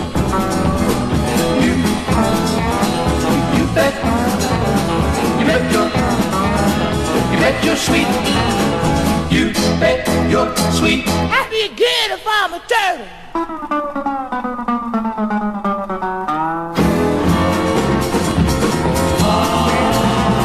United States to China is a long, long way to fly. But President Nixon did it just to chat with Zhou Enlai. He did it so our countries could be friends as years go by. And as he stepped out from the plane, he heard a mighty cry, "Alu e toto!" You bet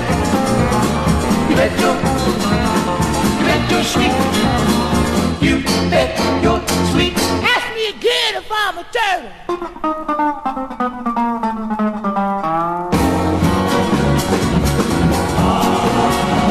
Last night I dreamed I went to heaven just as plain as it could be.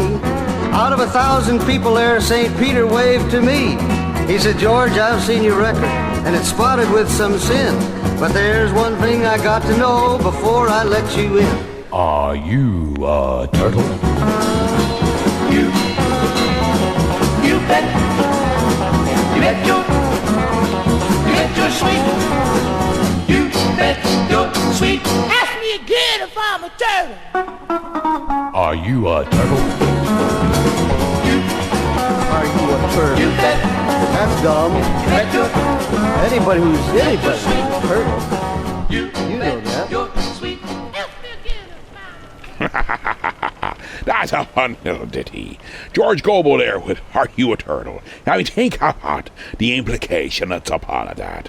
You could be walking down the street, step right up to a person, look them face to face, eye to eye, nose practically to nose, and just say to them, "Are you a turtle?" And then walk on and leave the poor person in confunderment. Now, let us be going right to our whole lines and see what shall be seen as we listen to that which you be heard. I need to hear. I'd rather have a bottle in front of me than have to have a frontal lobotomy. Daddy, what's a frontal lobotomy? Well, son, you know how the pressures of life can cause people to do crazy things.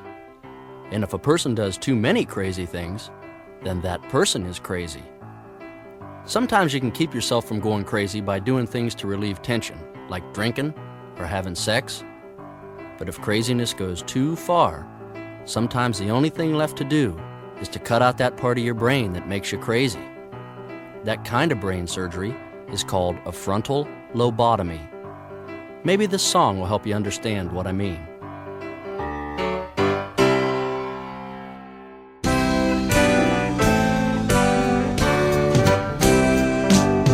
Jimmy and I are brothers. We went down different paths. Jimmy always listened to my mother, and me, I never liked to take a bath. As we grew and tumbled through adulthood, the pressure caused emotional drain. And now I'm slowly dying in the bottle, and Jimmy has to live with half a brain. Yes, me, I've got a bottle in front of me, and Jimmy has a frontal lobotomy. Just different ways to kill the pain the same. But I'd rather have a bottle in front of me than have to have a frontal lobotomy. I might be drunk, but at least I'm not insane. Jimmy let his troubles drive him crazy. He never tried to drown it in a drink. I know that drinking makes my thinking hazy, but at least I still have brains enough to think. Jimmy's got a brain that isn't stable. He doesn't have the sense to say his name. I'm sorry that his doctor was unable to remove the proper portion of his brain. Yes, me, I've got a bottle in front of me, and Jimmy has a frontal lobotomy. Just different ways to kill the pain the same. But I'd rather have a bottle in front of me than have to have a frontal lobotomy. I might be drunk, but at least I'm not insane. Funny how the world works. People can be real jerks. Some prefer the tension over booze. Either way it ends the same. Hard to beat the living game. Might as well enjoy it while you lose.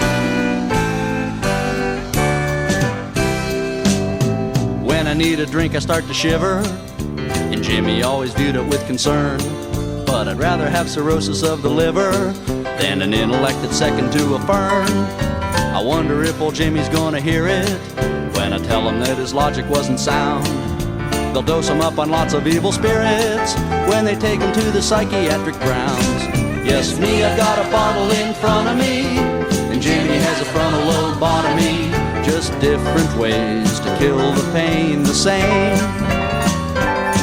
But I'd rather have a bottle in front of me than have to have a frontal lobotomy. I might be drunk, but at least I'm not insane. I might be drunk, but at least I'm not insane.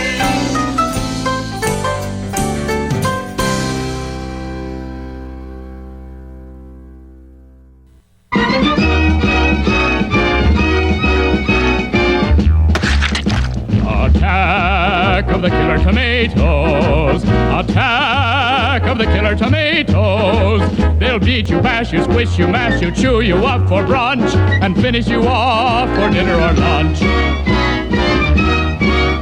They're marching down the halls, they're crawling up the walls. They're gooey, gushy, squishy, mushy, rotten to the core. They're standing outside your door.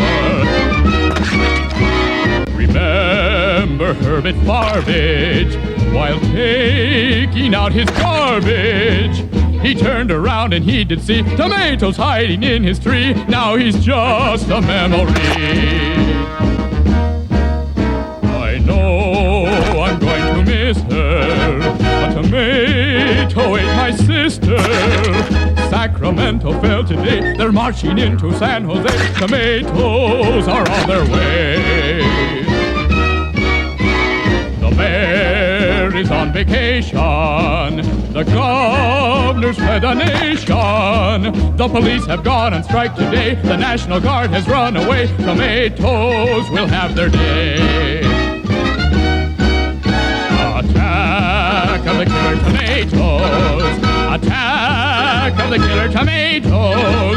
They'll beat you, bash you, squish you, mash you, chew you up for brunch, and finish you off for dinner or lunch. Munch, munch, dinner or lunch, munch, munch, dinner or lunch.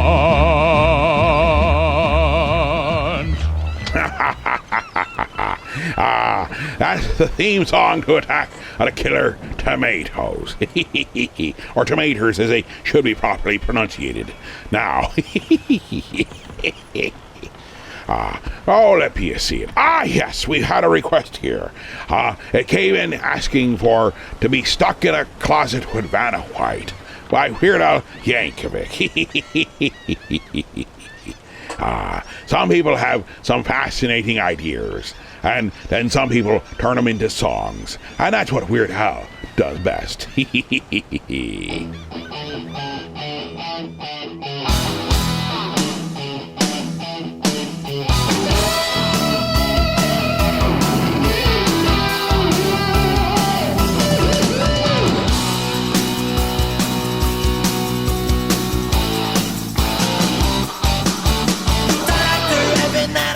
Strangest dreams. Doctor, listen to me, tell me what this means. First I'm going shopping in my underwear, then all of a sudden I'm floating in midair. My lips fall off and everybody starts to stare. Donuts and hot dogs are flying everywhere. Now, doctor, wait a minute, you ain't heard nothing yet. The part that I won't ever forget. Now I'm being followed by these Russian spies. They give me some Velcro and an order of fries. Suddenly I'm bowling on the Starship Enterprise. I fall down a hole and that's when I realize I'm stuck in a closet with Vanna White. I'm stuck in a closet with Vanna White. Night after night after night after night, alright.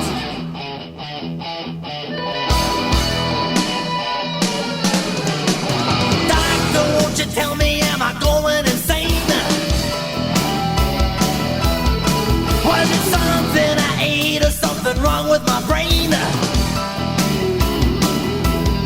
See, I'm naked in church when I meet a dinosaur. Try to run, but my feet have been nailed to the floor. Then a midget pushes me through a revolving door, and I'm back in the very same place I was before. Now I'm stuck in a closet with Vanna White. I'm stuck in a closet with Vanna White.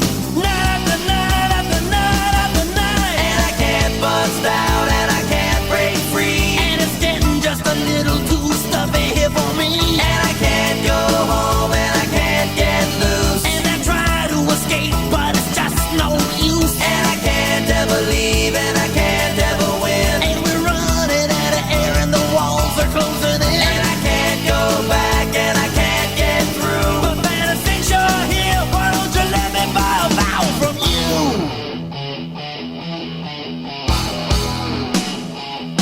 Come on, Vanna, come on!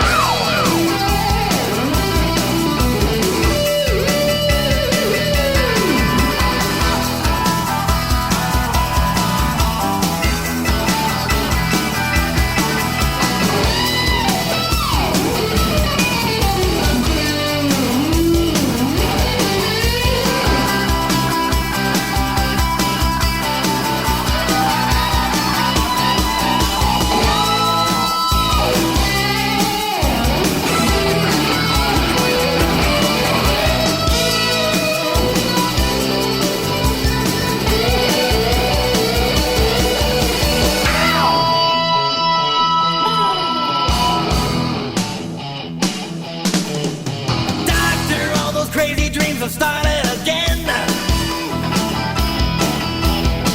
That's right, I even wake up screaming now and then. See, I'm coming home from work, but I forgot my address. I'm half an hour late for my algebra test. Then some slimy alien jumps out of my chest, and I'm falling and falling, and I guess you know the rest. I'm stuck in a closet with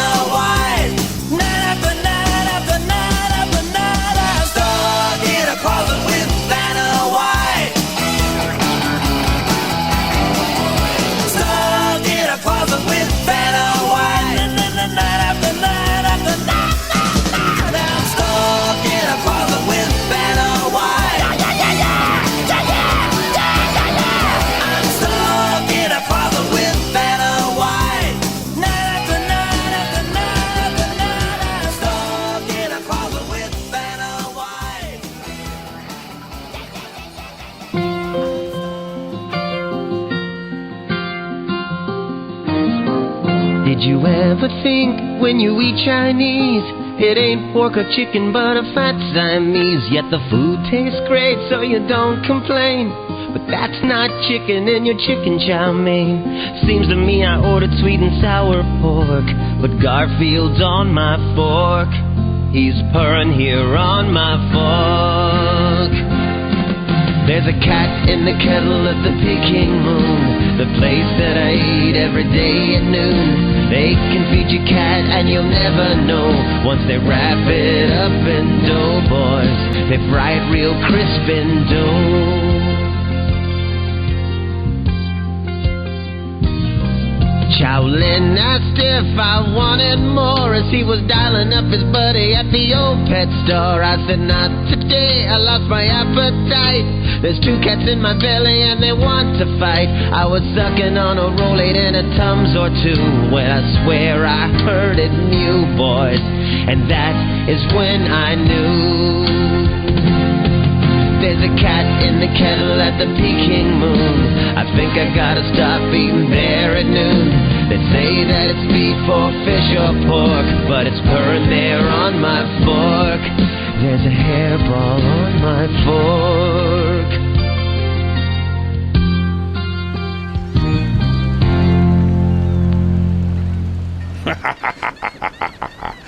We received a message through the Book of Haste saying, I hear you got a new kitty. I think I want to request Bob Rivers' Cats in the Kettle. Thank ye. I knew you had it in ye. We'll be cutting the commercial momentarily. And when we return, the rest of the final 40. Creepy crawlers, creepy crawlers, creepy crawlers. Now, you can make all kinds of lovely things like these with Mattel's wonderful Thing Maker. It makes creepy crawlers, spiders, lizards, snakes, dragonflies. Make them yourself with this nice plastic goop. Choose a mold, pour in the goop, heat it, and presto changeo, you've got bugs. Squiggly, squirty bugs. They feel so soft and natural. You get 4 different colors of goop and special paints. Make charming lizard pins or spider rings. You can collect them or spread them around. After all, they're fun for the entire family. Get Mattel's new Thing Maker with creepy crawlers. You can tell it's Mattel. It's swell.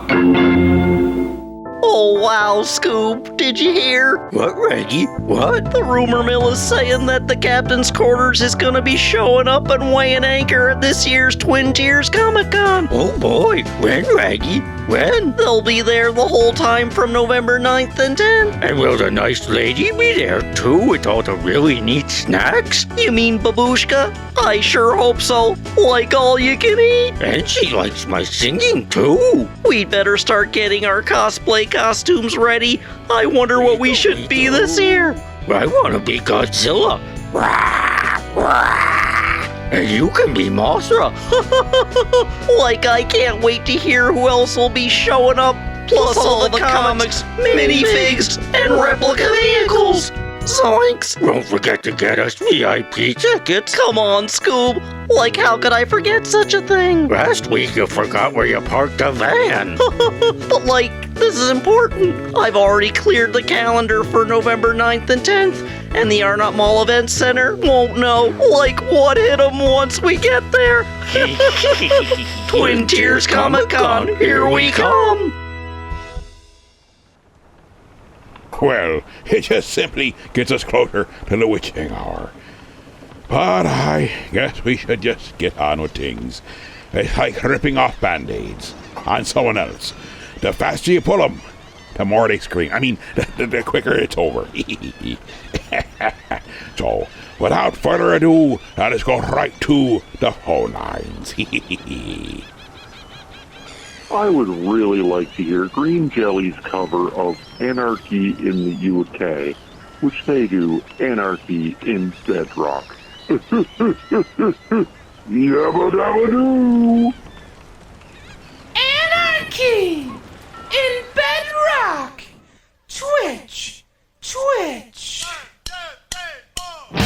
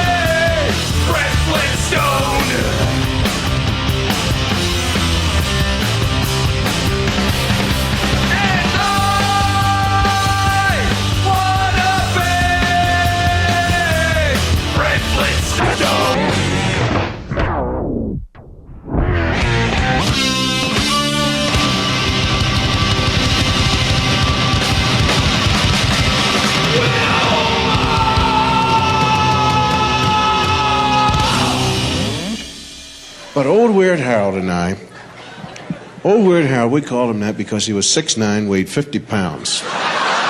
We used to use him to get the football out of the sewer. We used to go to every horror picture in the world. I'm telling you right now, we would go and we would see Frankenstein. We'd walk 100 miles to see Frankenstein. And mind you, we never saw the monster once. Never saw him once because we were too scared to look at him.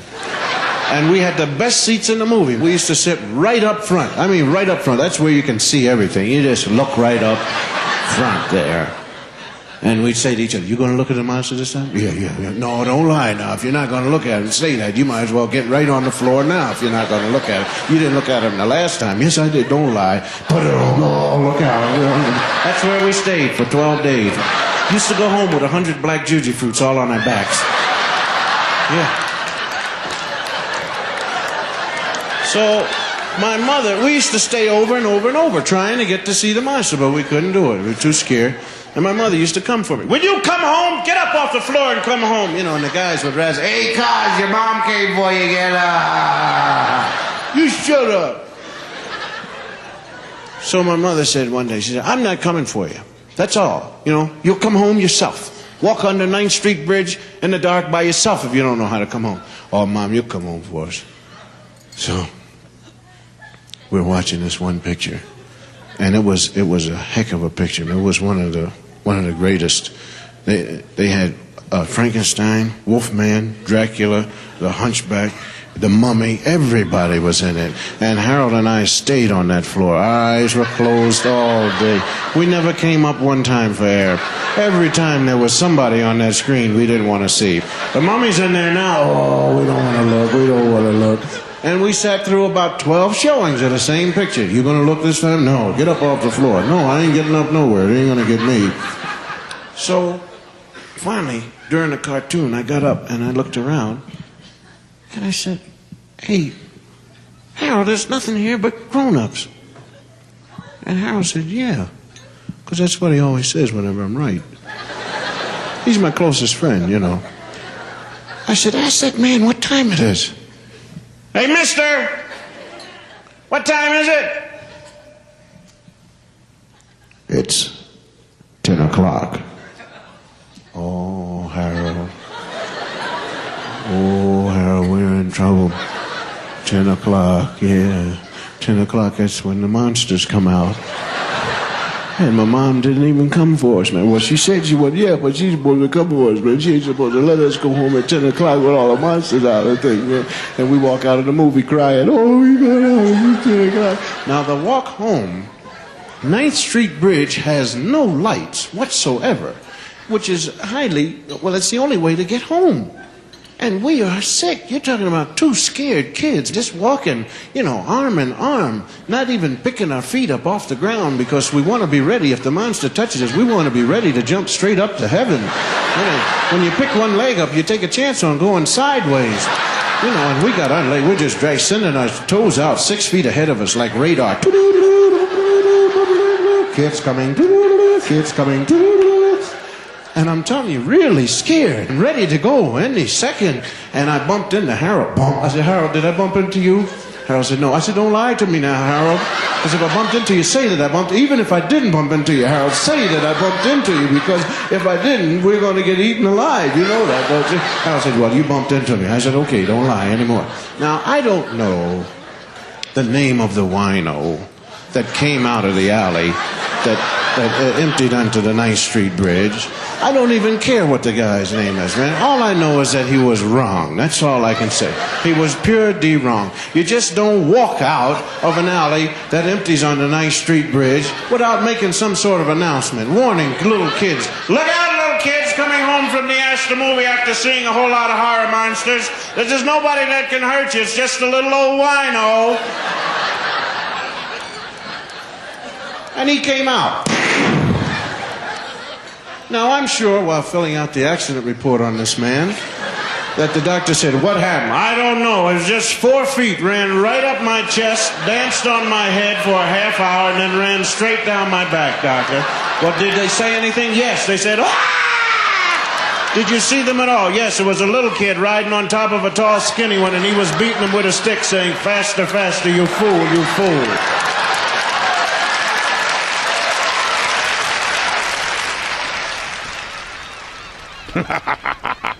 That are me Bill Cosby's with the 9th Street Bridge, otherwise known as Old Weird Harold. Now we had requested Kebadada's Wet Dream in the Gulf Stream.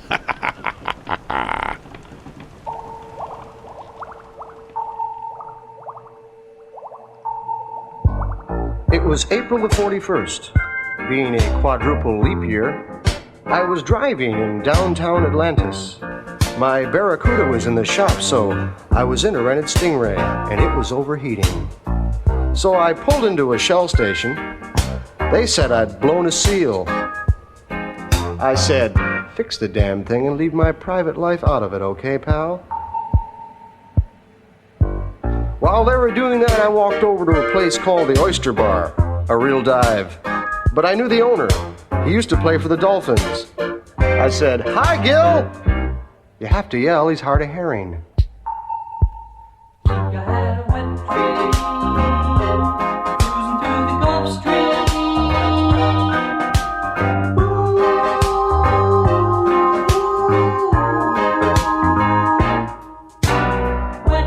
Gil was also down on his luck.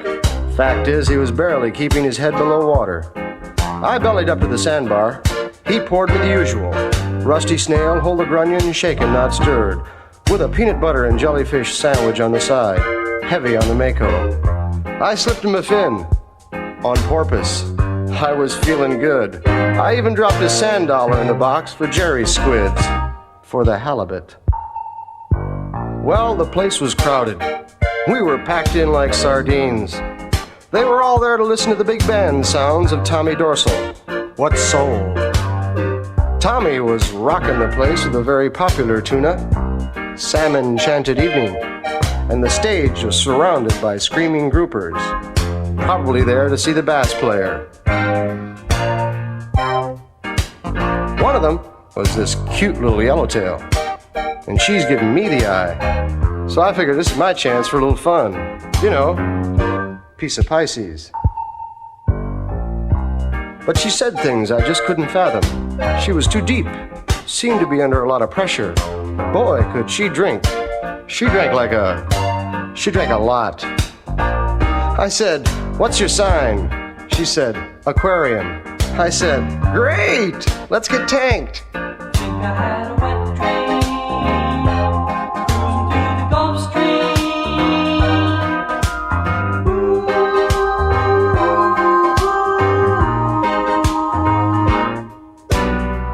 I invited her up to my place for a little midnight bait.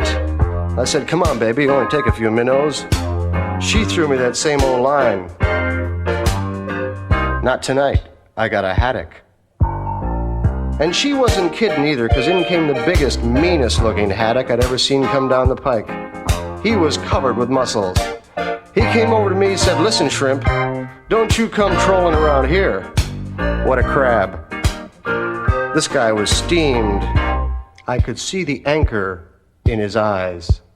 I turned to him, I said, baloney. You're just being shellfish. Well, I knew there was going to be trouble, and so did Gil, because he was already on the phone to the Cods. The haddock hits me with a sucker punch. I catch him with a left hook. He eels over.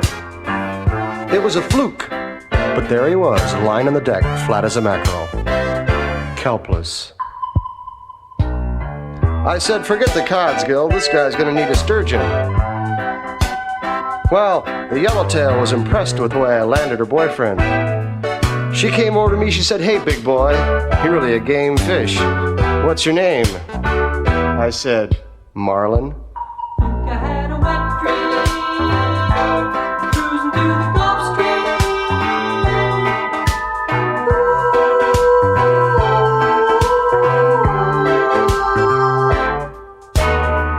Well, from then on, we had a whale of a time. I took her to dinner. I took her to dance. I bought her a bouquet of flounders. And then I went home with her. And what did I get for my trouble? A case of the clams. Think I had a wet dream.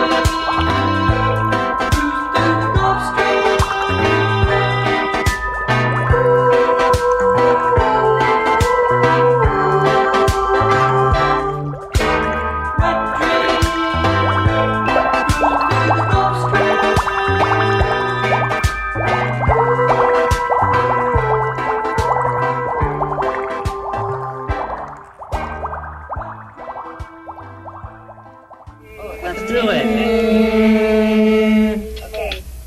It's a world of acne, a world of germs. It's your brand new dog coming down with worms. It's the notes being played by a cockroach parade. It's the real world after all. It's a world of ulcers, a world of cysts. It's the hole in the road that you never miss. It's them cheap underwear creeping up to your hair. It's the real world after all. It's the real world after all. It's the real world after all. It's the real world after all. It's the real world after all. It's a world of hunger, a world of sin. It's a million products to keep you thin. It's machinery exhaust causing air to be lost. It's a real world after all. It's a world of stark mediocrity. It's a world of mindless activity. It's the little white lie inside mom's apple pie. It's a real world after all. It's the real world after all. Cold hard steel world after all. Slimy eel world after all. Well, it's the real world after all. It's a world that's black and a world that's blue, and you must duck logic to get you through. It's the sudden attack of a knife in your back. It's the real world after all. It's the real world after all. Spinning real world after all. Cold steel world after all. Well, it's the real world after all. Yay! That was really a lot of fun. I can't breathe. I got blisters on my fingers. Well, that there be duck logic with It's the Real World. I can't be remembering if it was requested through the Book of Haste or the Mail of E or the text to phone, but it was requested, and nonetheless that makes it wonderful to play. Now, here we have an excited babushka with a small friend that she wants to show off everybody. And you know how this works, don't you? It's like when she dresses up and puts on her fancy makeups. Just go with it. It makes life easier. And now, the babushka. Hello there, everybody out in Podcast Lane. Oh, look, here's new member of the crew. Isn't he adorable? He's all fuzzy and fluffy and orange and cute, and he's sleeping so pretty. You'll hear him snore. Oh, he's so precious. Anyway, I sings him lullaby so he sleep even better, and you gets to hear it too. So, for all you people out there who I love so much, I sings now. When I looked back upon my life, it's always made a sense of shame.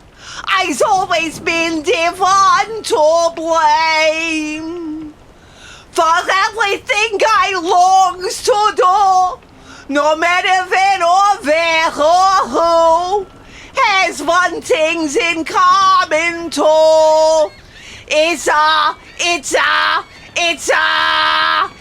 a sin.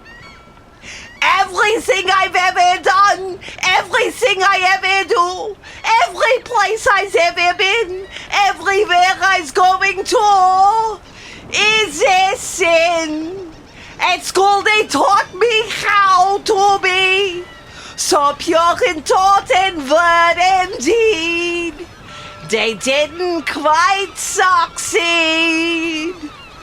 For everything I longs to do, no matter when or where or who, has one thing in common too.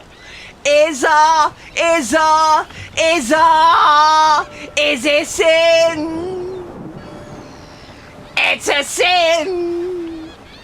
Everything I've ever done, everything I ever do, every place I've ever been, everywhere I's going to, is a sin. Father, forgive me. I try not to do it. Turn over a new leaf, then tore right through it. Whatever you taught me, I didn't believe it. Father, you fought me, 'cause I didn't care, and I still don't understand. So I look back upon my life, forever made a sense of shame. I've always been the one to blame for everything I longs to do, no matter when or where or who, has one thing in common too. Is a sin. It's a sin. Everything I've ever done, everything I ever do, every place I've ever been, everywhere I's going to, is a sin. Well, that kitten truly is a deep sleeper. He might make it after all. For the rest of us, I do believe we've been tortured well enough. Good night. So just chill till the next episode.